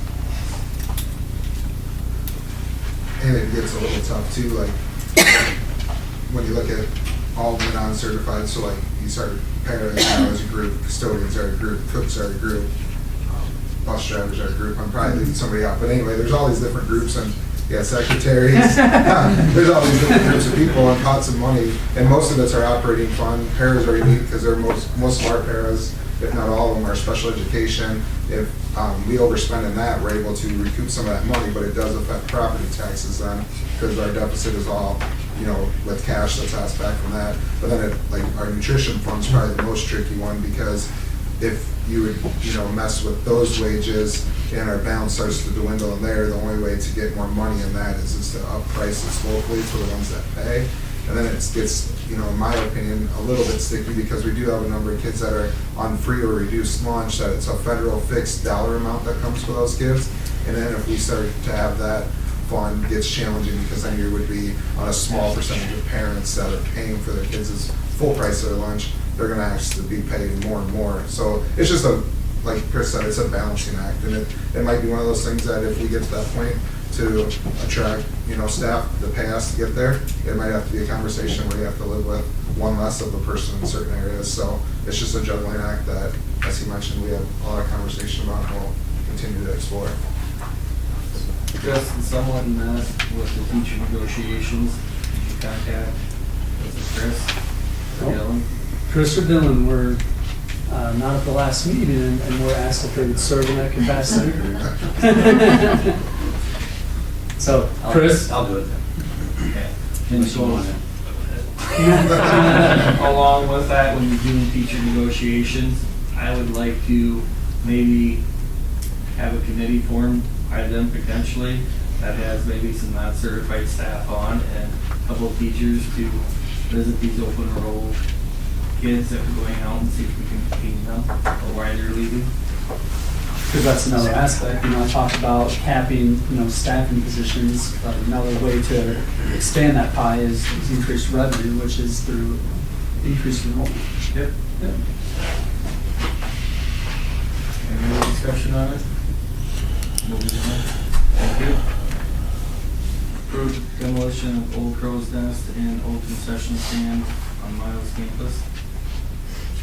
All right, so at the last meeting, I mentioned this, and this has been a consideration as part of our efforts to look to improve our extracurricular grounds and facilities. One of the things that's been evident for quite some time is there are a couple buildings on the school grounds here, particularly the old concession stand, which is located right kind of near the exit when you pull out of the parking lot, right near that big digital billboard.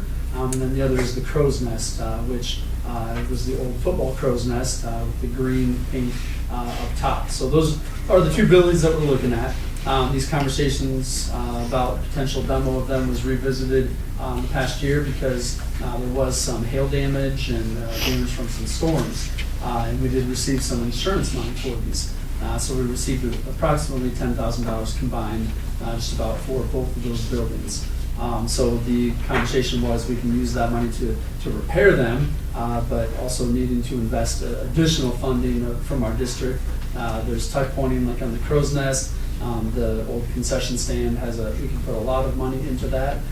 But those buildings aren't currently utilized for anything helpful, anything that we can't go without. They would require an additional investment if we kept them, and they are in the way of some things that we need to do to improve our baseball field in particular. The Crow's Nest is right in the fence line. If you look out there, the fence runs right into the middle of the Crow's Nest and then picks up at the other side, but it does get in the way of the distance and where the fence should be set if we were to do this right. And then also our fence from our dugouts down to that right field line, I believe it is. The fence runs cockeyed because that concession stand sits in what would otherwise be that direct path. And so we were looking at this as an opportunity to utilize the insurance money that we had available, getting these out of the way so that as we continue to look to improve those grounds, we have more of a blank slate to do the work on there that needs to be done. Mr. Krieger did take a call from Scott Bodie today. He said he just wanted to make us aware that they do utilize that old crow's nest right now to film baseball and softball in the summertime. He just said he was concerned about the space and the Wi-Fi capabilities in the baseball crow's nest kind of behind the dugout area there. So he just wanted to make sure that we understood that that is probably a downfall of taking that down because they do use that. But on the other hand, as Adam and I had more conversations, it would require an investment just to bring that building up to standard, and it's not one that we want to recommend putting more money in. Adam, any other thoughts or just on? So after our last meeting, when we had those conversations, Seth Lawson did reach out to the district and just share that he would be happy to bring both of those buildings down at no cost to the district. We contacted our attorneys and they said that we just needed proof of liability insurance and ensure that there's no hidden costs or anything that we would be required to bid out. So I followed up with him and he confirmed that none of that was any issue. He just wanted to do it just in good spirit of contributing to our school district. And he normally attends these meetings and had just shared, he knows there's a lot of needs. He's on the facility advisory committee, and he just asked that if he did that, if some of that money that we'd be saving would be able to roll into, help fund a smaller project that we have on our radar, or be able to offset some costs of another project that we're looking to do sooner than later. And so I talked with Adam. We confirmed that, there's about $10,000 in insurance money that we were going to use to take those buildings down. And so what we would just ask of the board upon approval of Seth Lawson demoing both of those buildings is that we would just earmark that money that we would have otherwise spent and bring that conversation to our advisory committee and ask them where they kind of feel that money would be best invested.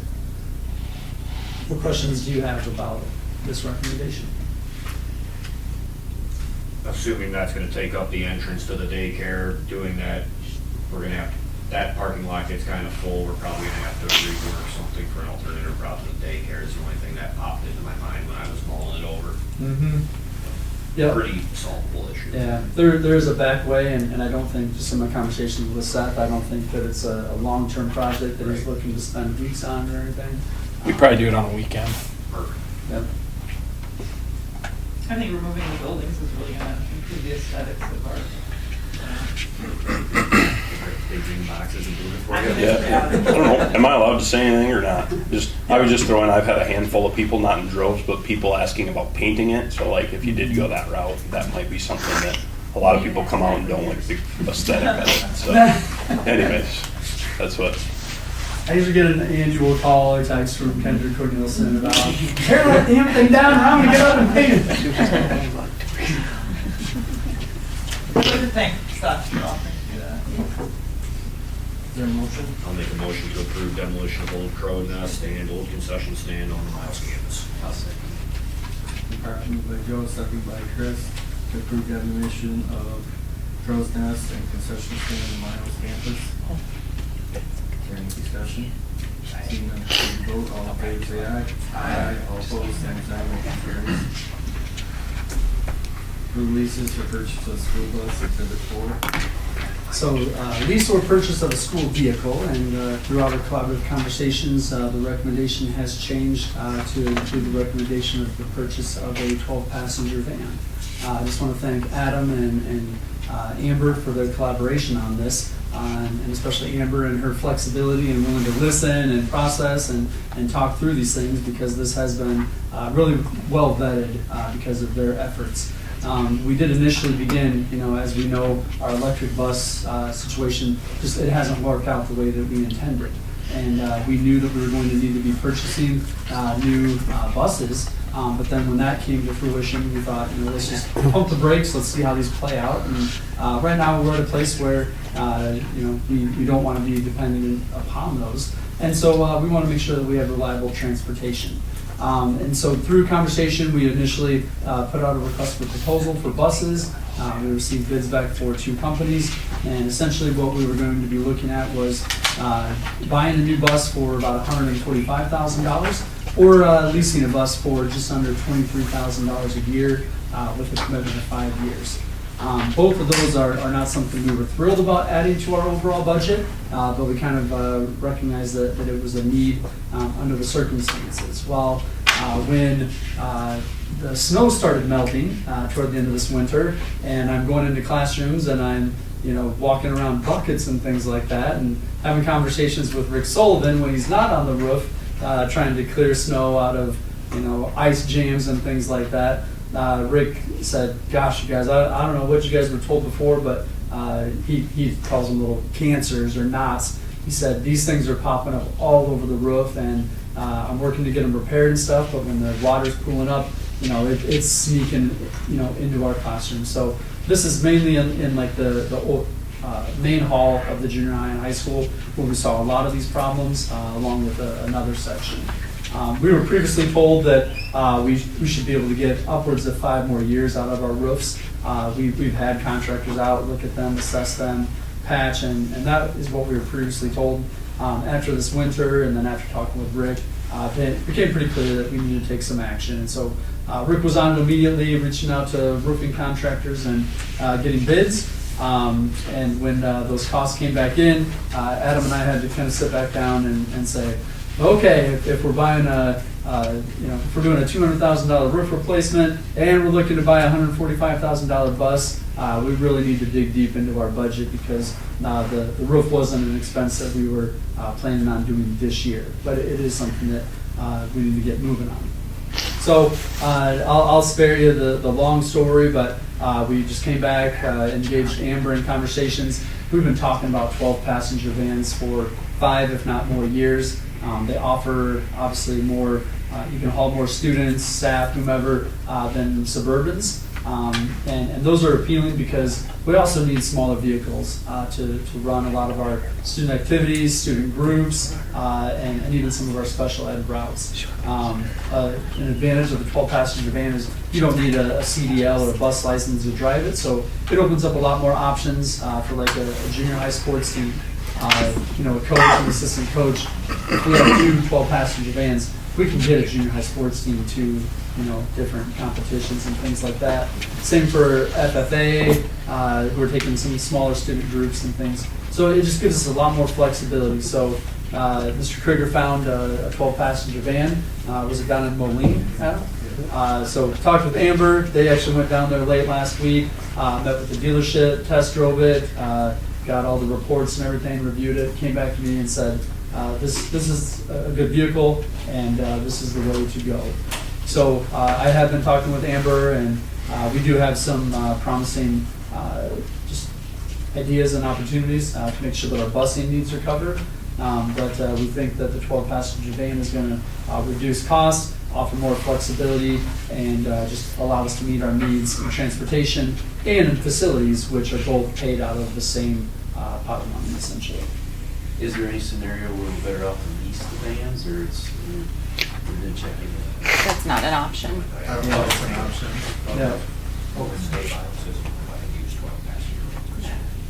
Yeah. Yep. The state of Iowa prohibits schools from purchasing new 12-passenger vans. I understand these are motorized vans. Pick up a van down by the river, did you? Pretty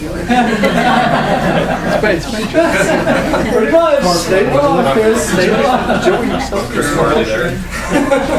Did you get the second part of that though, that you touched on that if they approve one, it would be recommended that? Yeah, we'd like to get to. I didn't know if you missed that. Yep, we found one, they test drove it, we got it priced out, they're holding it for us through the meeting. So 2 as soon as another one's available? Yeah. They said that they felt that they could get one, look around, I gave them parameters, so those Ford Transit vans come with a 60,000 mile bumper-to-bumper powertrain warranty. This one has like 48,600 some miles on it, so it at least gives us a little bit of a cushion to be under full warranty. So I told them, and I asked them, you know, whether it's through them or if you wanted us to try even through a local dealership to find one. But they did some search and they thought that if we came back to them and said, we'll purchase this one, look for another, they thought they could have one in a week or two time under the parameters of, I told them to look for something between like 20 and 45,000 miles and in a similar price range as that one, so. Unless Joe will cut us a good deal on his. I don't know, we're in love with ours. Come on, Joe. So we'll bring that back for approval, but just wanted you to have a heads up that that's So what does we're these have hitches on them? What's that? Hitches, trailer hitches? This one does not. You could put one on. You can add one on. You can put your own. We have hitches at the high You know, school. just to get a cargo trailer. Yeah. To say for band events or football or whatever, you could put cargo in a trailer and then you would. One thing, because we don't know the cost of the other one. I'm Anyway, assuming just thought. Yes. Yeah, no, we won't know the cost till it would show up. Okay. For the second. I'll make a motion to approve the purchase of the 12-passenger van. I'll second. Been properly moved by Joe, seconded by Jody to approve the 12-passenger van for $42,267.70. Any discussion? Seeing none, proceed to vote. All in favor, say aye. Aye. All opposed, same sign. Motion carries. Approve purchase of elementary playground equipment replacement parts. Exhibit 5. Yep, so we just have some parts on our playground equipment out back that are just aged, rusted out. Need to replace several panels and some bolts, and just in the interest of safety, need to get those parts ordered. Appreciate Cliff and Rick who kind of did the legwork on it to identify the areas of concern and give you pricing and all of that. So just recommend approval of these replacement parts. I'll make a motion to approve purchase of the elementary playground replacement. I guess if we looked at potentially new, I know there are a few grants out there, PAC has money, did not know if they were involved in any of these conversations, or we just replace what we got and nickel and dime it the rest of the way, or I guess, was just wondering how expensive these conversations were. Yeah, you know, a lot of the equipment out there has been moved, some of Right. it multiple times, and reconstructed with volunteers and community members. I haven't been a part of any conversations for full replacement, and it does get very pricey, but Right. I would love to be a part of conversations, especially with groups that have some funding and just interest in looking at what we can do to keep our playground beautiful. Perfect. I'll second. Been properly moved by Jody, seconded by Chris to approve purchase of elementary playground equipment replacement parts. I only got one question. If it's just nuts and bolts, which I'm sure it's not. I'm gonna say it's cheaper to go to Tyson than we All in favor, say aye. Aye. All opposed, same sign. Motion carries.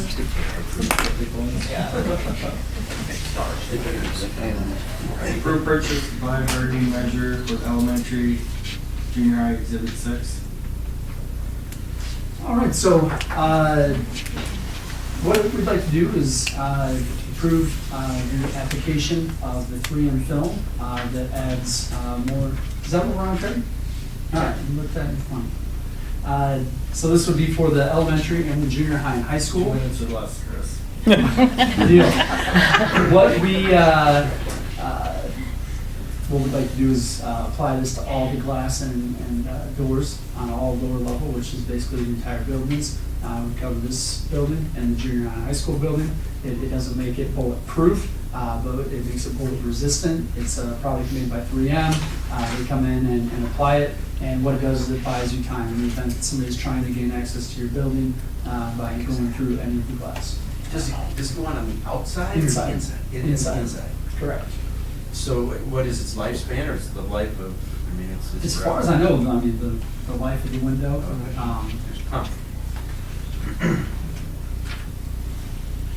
So this would be for both buildings. I received multiple bids and recommending custom zone window tinting for the project. This will happen over the summer, I'm assuming. Correct. Yeah. So this was excess funds from our camera system. Is it enough to cover the whole thing, the excess funds? Yes, it is. Yep. I'll make a motion to approve the purchase of the glass hardening measures for the junior high and high school. Second. Been properly moved by Jody, seconded by Joe to approve the purchase of glass hardening measures for the elementary and junior high exhibit 6. discussion? There's nothing better out there that we're missing, or this was the only thing they come up with. There's not a step up from it or anything. Just Nope. that- Yep. It's 3M 800 grade. It's as good as I found, and I consulted with the Iowa Homeland Security. Perfect tomorrow when they're out again. Right. Explain what you're saying. You said it doesn't make it bulletproof, but what does it? Bullet resistant, Okay. So it slows down. Like if you sat there and fired a bunch of rounds, like you'd eventually get through it, but it slows down. It doesn't allow like the fragmenting, and it just buys time for anyone who's trying to gain access through that glass door. Chris or Chad, has there been any discussion on like how to get out through it from the inside? It's designed so that you So can it get out. breaks So out. it's approved like through fire marshal. Like so, if you're inside, you can get out. You can break it to get out, but it prohibits you from getting in from the outside. Perfect. Yeah, you're safe, Courtney. Thank you. I was worried about it. Properly moved by Joey and Chris. Any further discussion? Seeing none, proceed to vote. All in favor say aye. Aye. All opposed, same sign. Motion carries. For purchase of school security camera software, Exhibit 7.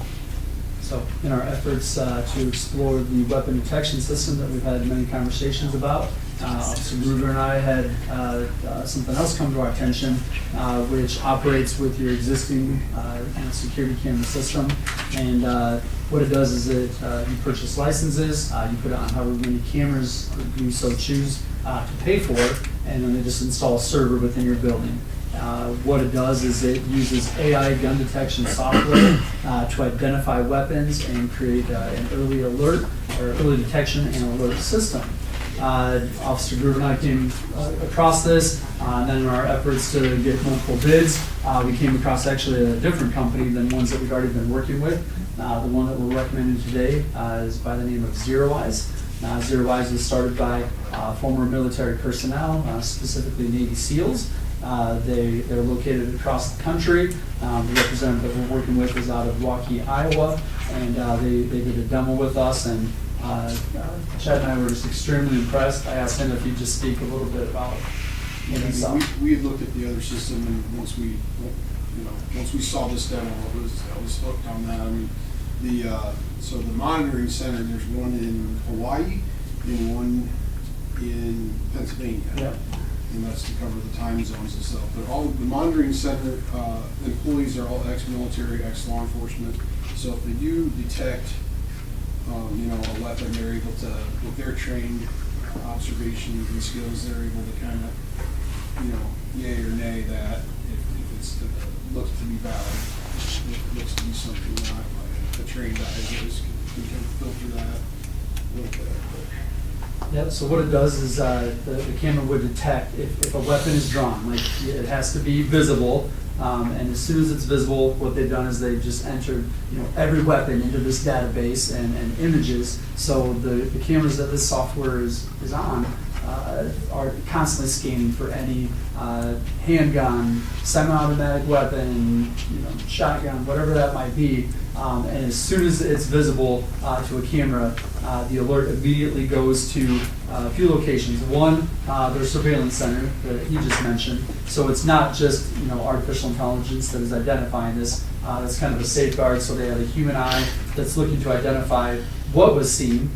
In these surveillance centers, they showed us exactly what it looks like inside the center. The screens that these individuals, law enforcement, military, are looking at are black until there's a weapon detected. As soon as it's detected, now they can see what is on your screen. And then what they're doing immediately is contacting law enforcement in your area so that they can give them guidance on, okay, we have a female dressed in black with this kind of weapon, they're at this part of the building, and they can give law enforcement the guidance that they need as they're responding to get onto the scene. This would be one thing that we would put on limited cameras inside the building, but would be primarily targeting exterior because of that early defense and early alert, because ideally, if there's a weapon outside, we want the building locked down before it comes into the building.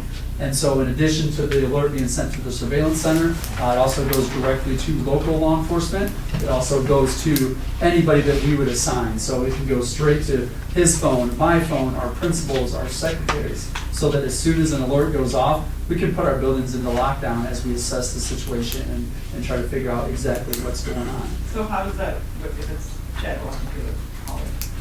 As long as I'm not walking in with my gun drawn.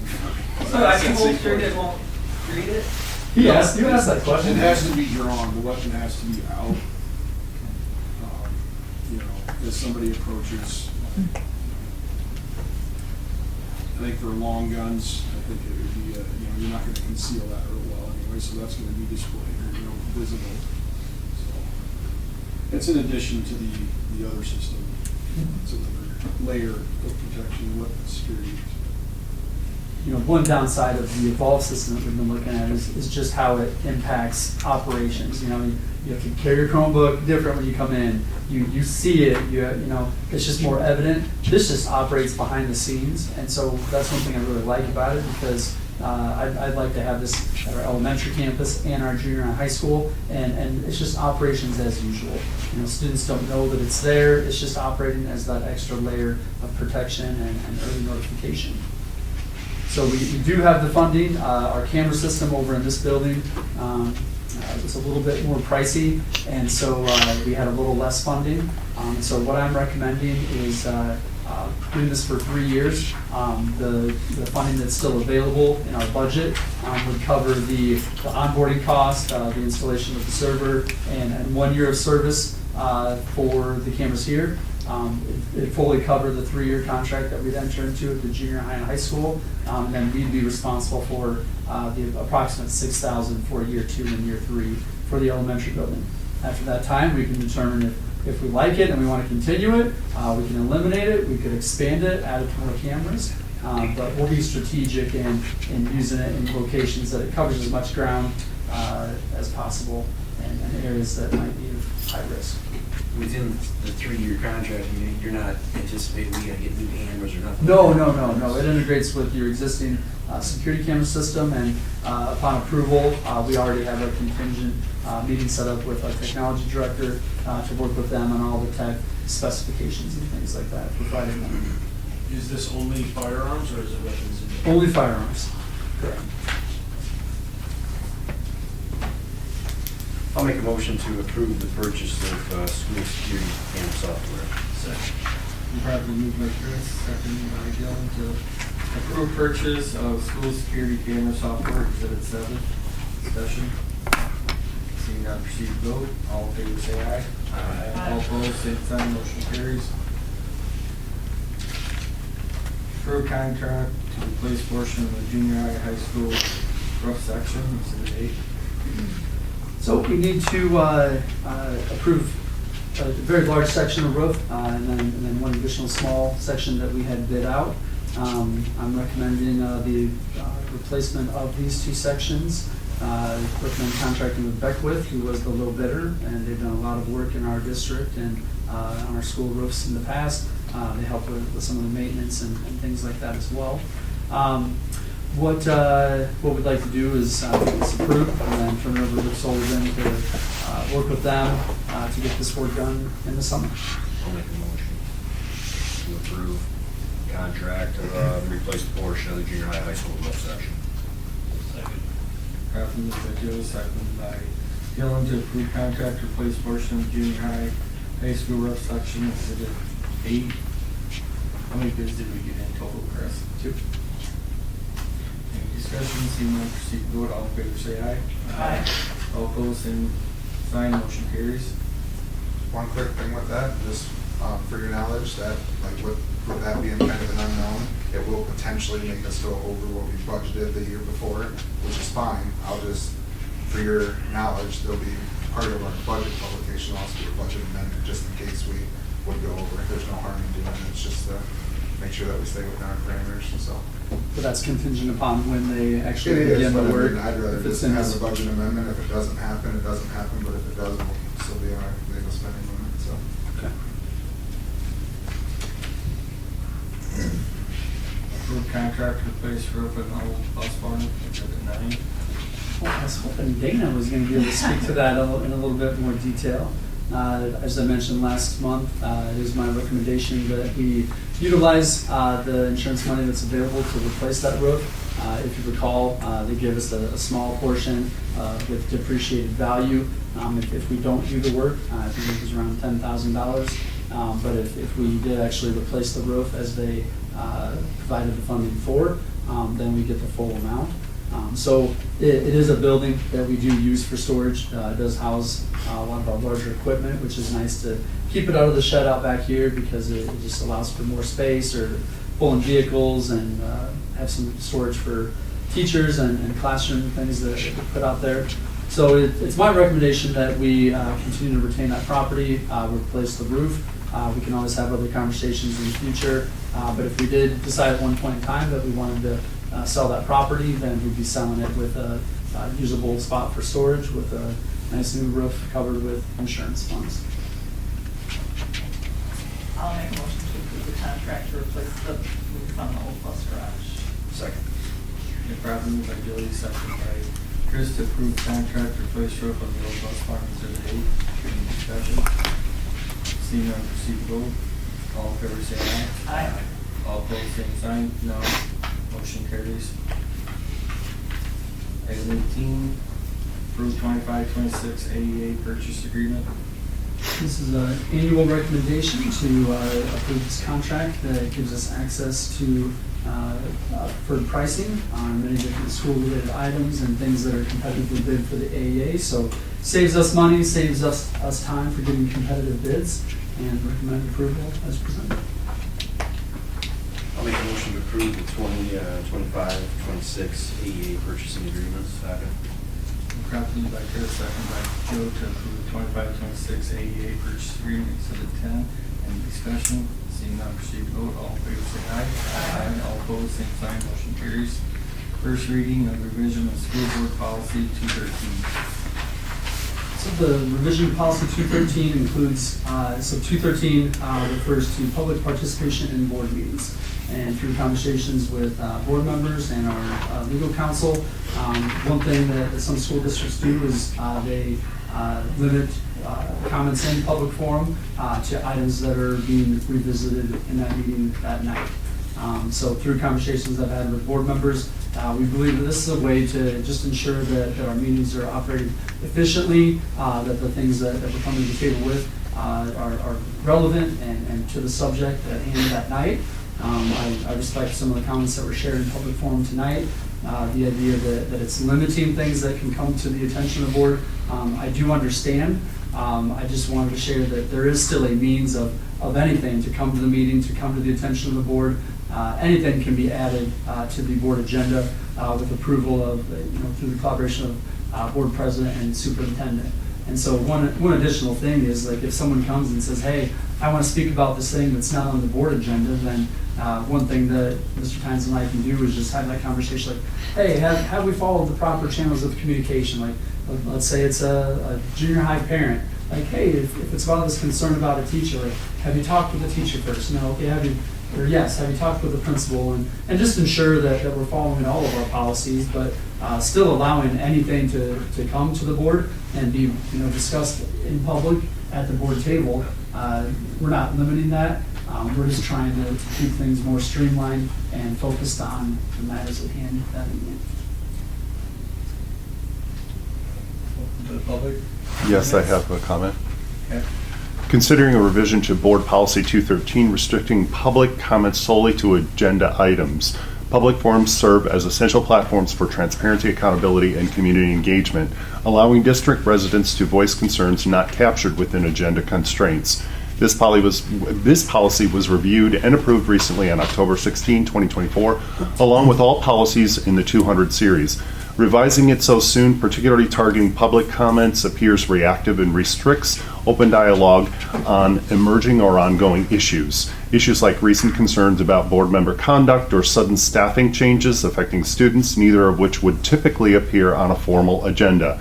The importance of a public forum is precisely its openness. Residents must be allowed to raise concerns that matter deeply to the community without undue limitations. Limiting public comments to agenda items undermines transparency, and reduces accountability. You hold the power to remove public comment altogether, though doing so, or even unnecessarily limiting it, would signal a reluctance to genuinely engage with the community you serve. I urge the board to reconsider this revision and maintain Policy 213 in its current form to ensure robust and meaningful community participation. I just want to add one thing. You're trying to limit, like you brought up, the teacher situation. How does that work when your agenda is so broad? Let's say personnel. I mean, it's really wide open. So does this really limit that discussion based on the way you write your agendas? I guess. I mean, I completely understand why we want to do this, but I think you're so wide open that I don't know how you restrict it that way. Good question. Thank you. Anyone else? I agree with both those guys on that issue. So you wouldn't have had the turnout you had tonight if they couldn't have talked about Cruzy the way they did. They didn't know he was on there unless we heard from a little bird. So I agree 100%.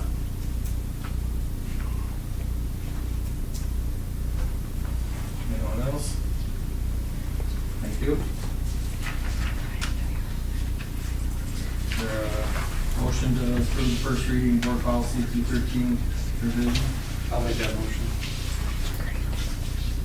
I'll second. Second is properly moved by Chris, second by Jody to approve the first reading of revision of board policy 213. Discussion. Seeing none, please vote. All in favor say aye. Aye. All opposed, same sign. Motion carries. 6-1. Administrative reports. Taking on one first. All right, a couple things that I didn't have listed and kind of added last minute. Some of you probably noticed the aesthetic. We talked before about the cabinets going in and things like that. I just wanted to throw a big shout out to Cliff, Rick, Chicken. They put all kinds of work and effort into getting things ready, moving books out of rooms down there. We've got 2 rooms open now that are just chock full of stuff. And the AEA personnel are really appreciative that they get their own rooms now. And then we also moved Mrs. Deutsch out of, she had kind of her room was boxed in, no windows and kind of a cranny. So she basically has a nice window and a lighted room. And now we have a flex space in the building also where kids can take tests. On Mondays, like when we get life connections and things like that to come in, they have a space that they can go as well rather than shuffling. So that's been really good. It was great for the storage piece, as well as I think, to me, the aesthetic looks a little nicer. So big thank you to them. And this was the other part that I missed that I can talk on quick. You also probably notice Cliff has been really busy. He went around the whole building and also measured all the windows. There was at one point a discussion on the high school having gotten these. So thanks to Mr. Cruzy, we collaborated with him. He got us the links and everything. Cliff stayed busy, went around and measured all those in the midst of doing this stuff too, and got all those implemented. So, and the last thing I think on safety is we have a final drill coming up. I've mentioned before, kind of the 3rd stage in our series throughout the year. And it's going to be like an active shooter drill. So we'll be sending out to the community and making sure families know that that's coming up. We'll be doing that mid-April. We had a conversation with all staff in terms of giving them the day before, basically the opportunity to review run, hide, fight with kids. Then the day after, I believe we landed on Wednesday, if I remember correct. I have to go back and look. But then we're going to do it at kind of like a random time, if you will, is what they wanted, just so that kids knew what to do. But then it wasn't like, hey, we know at 10 o'clock this is what we're going to have to do. So basically on that day we'll do the 3rd stage, and obviously it'll be a little bit controlled. It's not going to be chaotic. They'll know it's coming, but just to emulate that safety piece. And again, that's where, thanks to Cliff, because we got those safety blinds in to pull down too. So those were a couple of things I didn't have on here that I thought I'd hit on.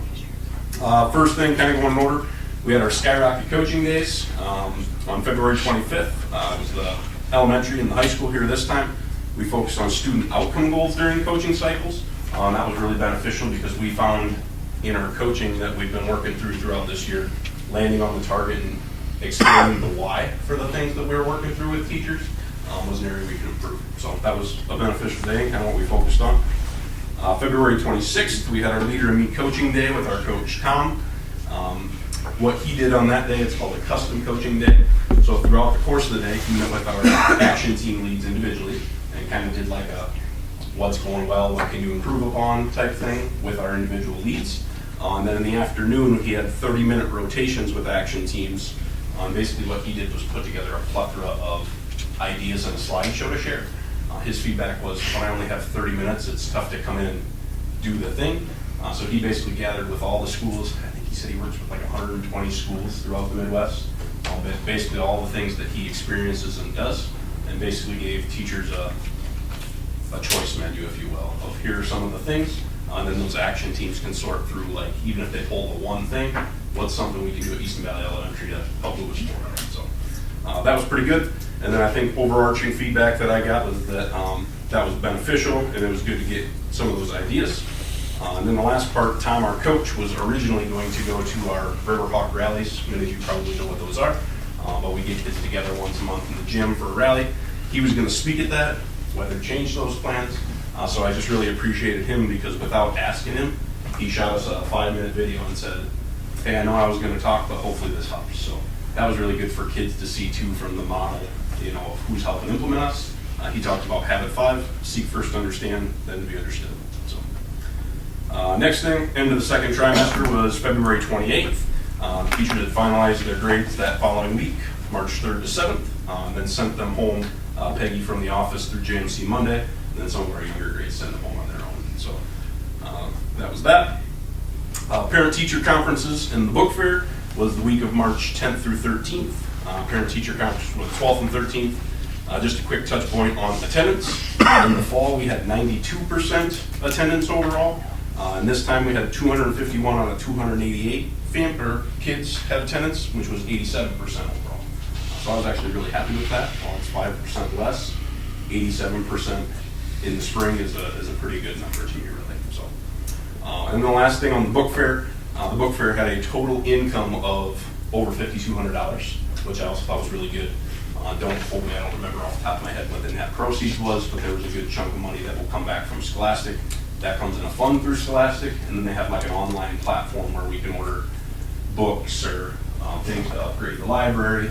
There's some junk in there too, like toys and things we don't need, but a variety of things that we can go through with that. Next thing I had was ISASP testing. That's coming up the week of April 7th through 11th. Basically all I listed was that there's a whole lot of logistics behind the scenes that go into that to prepare, ranging from teacher trainings to schedule setups, getting some food and snacks ordered for kids. We're doing some student goal setting, so I just asked staff to kind of go back and look at how students grades 4 through 6, so ISASP was 3 through 6, but grades 4 through 6, how they performed last year in literacy and math, and then just set a goal for themselves. We didn't go crazy all out with setting like grade level goals or widely important goals across the building, but more of just an individual student look to say, here's how I did last year, and here's a goal I want to set for myself. And something else that we decided to do was we set up a little stand at parent-teacher conferences to get parent notes, just an encouraging, hey, good luck, hope you do your best. And then actually, Mrs. Deutsch, we didn't get a ton of input on that. A lot of people kind of walked by and we got, I don't know, 10 roughly maybe.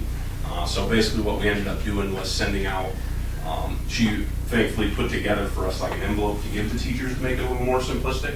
And then they could send it home with families to write a note, seal it up, and bring it back with their kid, just to hopefully give every kid, even if the family doesn't, then we're gonna write one for them, so that every kid just has a little pick-me-up and knows that it's important to us, and hopefully important to them too, was kind of the idea there. So that was some ISASP.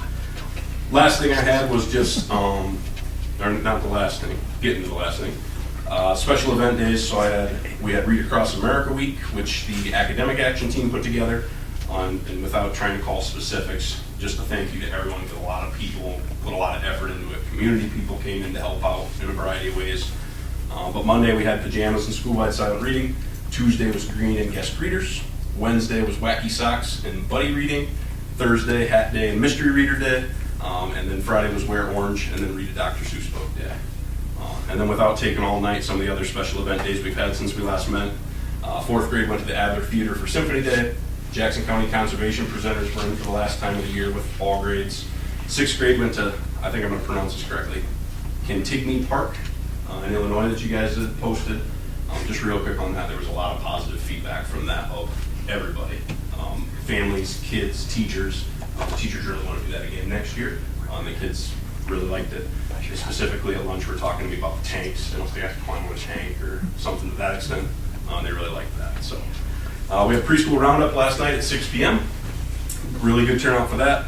Tonight we had the blood drive, and I already hit the upcoming safety drill. So, and then the last kind of thing I had listed was just some other things we have in the works.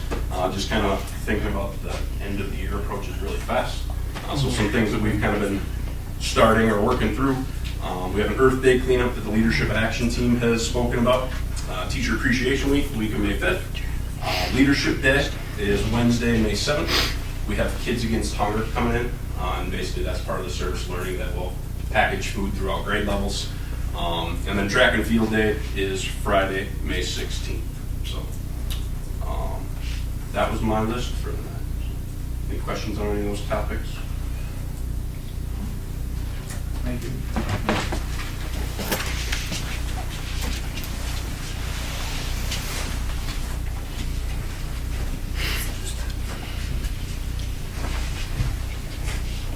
Just want to start out by saying just a thank you for passing that earlier tonight and allowing me the chance to serve in another capacity as well. It was very overwhelming, and I'm really excited for this opportunity, so thank you. Thing number 2, our heat check of this room for our furnace system works today. Talk to Cliff. You're here, so I'm glad. You're welcome. You're welcome. Anyway, back to Performing Arts Band and Choir concert is coming up on the 10th. They're also going to do a showcase concert on May 14th. And so that's the one that the 6th grade band is going to be involved in more. They're going to do also small group opportunities for our high school kids and things like that. So they're going to add one more event to their calendar on May 14th. Our musical, Something Rotten, is going to be performed on April 11th, 12th, and 13th. So we're all excited about that performance. Mr. Polley reported there's over 30 high school and junior high kids involved in that in some way, whether it be on the stage or backstage, the cast and crew, everything like that. So it'll be the final performance for 3 of the seniors that have been part of everything that's going all the way through. So again, he's extremely excited about that.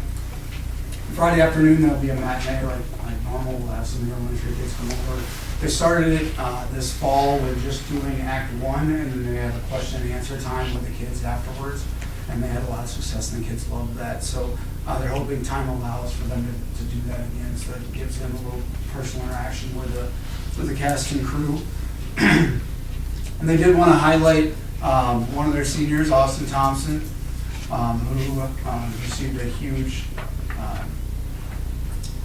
recognition here for his talents, both in music and theater, in the classroom, writing skills. So he was awarded a full scholarship to the University of Duke for the theater department over there. So congrats to him, congrats to Mom. That's a really awesome thing for him and the family. So our ag group is currently with Mr. E. Our small group of our ag people are with Mr. E. Down in Texas, driving the country there, seeing a lot of things. So looking forward to hearing about their adventures when they get back next week. With art, we have 8 students, Addie Farrell, Aiden Small, Hayden Strube, Haley Sullivan, Bailey Sullivan, Emma Beck, Austin Thompson, Kira Hansen, all were part of the memory project. This is something that I had to find out what that was a little bit more, but it involves youth from around the world. They create portraits and identify art for kids in Honduras, is where arts are going. So they're sending those to Honduras. So they'll receive those later on here. They're also working on some large paintings for the weight room, the administrative office, and the staff lounge. So some big projects there that are going on. And some of the weight room stuff is up on the wall, and I know there's more going in there. But the Solar says they're all about ready to get done and hung up, so that's really cool for them. So they add some experiences for us. There's a virtual conference art show coming up next month, and the social media submitted things in mid-April for that virtual conference. For our business department, Ms. Keller, BPA, so the Business Professionals of America shoe drive, their goal, they're gathering shoes right now. Their goal is 2,000 pairs of shoes. Student Council hit their goal on the blood drive. Their goal is to get 36 and they got 42, so that's positive. School to Work class, Ms. Keller also went to Macokota and took part in unloading one of the big, a huge truck there, and learned how the community cover works. and how they help people there. So she took a small group of kids there, and they got to experience that. I think that was that 2 weeks ago now, I believe? Somewhere in that area. Yeah. Pretty recently. In athletics, golf meets begin in 2 weeks. Girls start defense of their state title, and the boys are open again as well. So that goes as long as the weather allows, which we never know what happens exactly in the spring here. But junior high track again starts in 2 weeks. They've been practicing for 2 weeks, so that's when they could do. It'll be a good month long of practice for them of running around the hallways. Boys and girls high school track have their last indoor meet this Friday in Dubuque. So that's the conference meet that's held up there at the University of Dubuque. Their outdoor season begins next week. Academics, our annual academic luncheon for high school kids is going to be on May 7th. So we have, specifically from our senior class, we have a record 21 high honors and 6 honors out of 35 total seniors. So between those two, 27 and 35, it will be part of that group. So everybody else in that luncheon, it's a 9th through 12th grade luncheon that we invite down there, but we really want to highlight that senior group with really excellent scores coming out of those kids. Other student actions, our high school student council is going to be hosting the VIP and Me Luau Dance on Friday. Saturday, I'm sorry. Okay, so it's Saturday down there. We're going to highlight they're DJing their own. Mr. Lawrence is going to be our DJ there. We've now purchased our own speakers and lights and different things like that, so we don't have to hire those things out at or down the road for our homecoming dance. Hopefully prom down the road too. We have all that equipment and we're able to do it ourselves, so that in turn is going to save a ton of money for all of those groups. They spend about $1,000 each dance hiring a DJ and things. So we worked on getting some things in there, testing it out for the first time on all our elementary kids. So they're ready to go on that thing. Wanted to thank officially Rick, Larry, and Gail for their leak control efforts during the melt of the spring. It was kind of wild for a few days, running around everywhere, and it's kind of fun just to harass Rick and just tell him every time you saw him in the hall, there's a new leak down this way, and now there's a leak down this way. But he did a great job running around and just trying to take care of everything, so I'm glad we're going to be able to pursue getting that stuff fixed for all of our teachers there too. New chairs have been ordered and delivered for the board health rooms. When we go back over to Preston next month, we have a full set of everything. It's ready to go. We've used it for staff meetings and development there too, as well as numerous high school meetings. We were finally able to hold parent-teacher conferences after rescheduling 3 times. So it's just every single Wednesday, hit a new one. We even bumped it back a couple weeks to try to get better weather, and it still got us. So we're still able to hold 77 conferences between, I know it's not the numbers that the elementary hits, but it's still a solid number of people that were throughout our building there. And our coming up this summer, our tag teacher, one of our science teachers and our ag teachers are all participating in different professional development opportunities that have kind of come about there. Last couple things, there's a very large interest, like I've shared, in our CCC classes and our academies. Those official signups come out on Monday, so we can start getting those locked down. But I fully expect there to be a record number of kids that are interested in using that and taking advantage of those opportunities. So we'll know more by next month's meeting as far as who officially has done that, but I've met with every kid a number of times there, and I think there's some solid numbers for those things. All of our 8th through 11th graders have their course request forms out. They're all due this Friday. So starting next week, I'll start with our junior class and meet one-on-one with everybody and work our way down, pushing towards getting everybody's schedules ready to be in hand by the end of the school year as a goal, so they know what's going on, where they're going to be, and we don't have to wait all summer to be able to see that. We're also, with that, we had freshman planning night, just to talk about everything there. Really good turnout there. We had that this past Monday. We're also making a little change to some of our PE classes. We're going to have 2 different types of PE classes. One is kind of, you heard about it a little bit with weights and stuff, but some of those people are involved in early bird performance PE. So what happens there is that performance PE is based on weightlifting, agility, that kind of stuff, so more athletic development. If they're an early bird with us, they can either choose to take that as their PE class, or they can just show up and be there and still have another PE class during the day. So it's opened up to everybody there. Mr. Irwin's ran the boys side, I ran the girls side for the last while here, and we've gone through that route. Now looking at the normal school day, we want to offer also a performance PE section and then a standard PE section.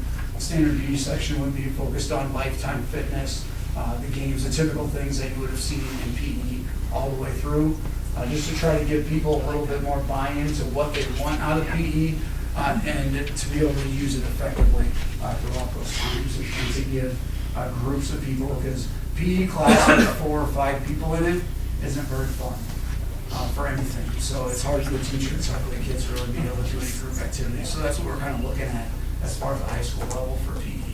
And then the last thing, we're looking at, again, making some changes between some overlaps that we have. I mentioned it a couple months ago about our economics class, our personal finance class, and our school work writings class. There's a lot of crossover that was happening, going up, not really identifying exactly what we should be doing.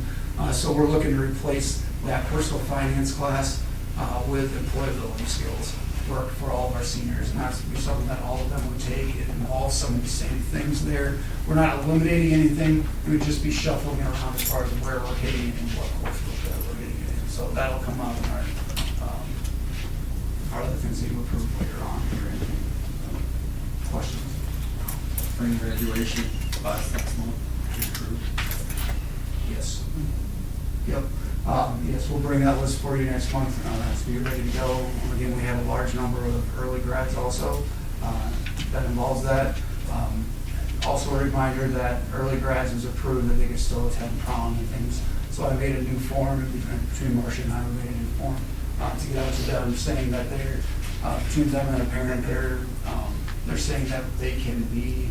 They're in good standing with the law, with school. All the rules still apply to them, and that kind of thing, as far as checking them out before that they come back in. But they're still welcome to join us. Thank you. You're welcome. Chris?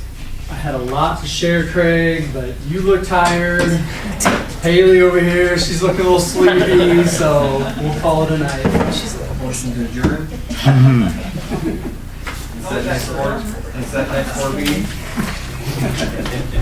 Or you got something for us? No, I don't. Okay. Is that next board meeting April 23rd? Yes, sir. Mr. Todd, thank you. Yep, you're in high school.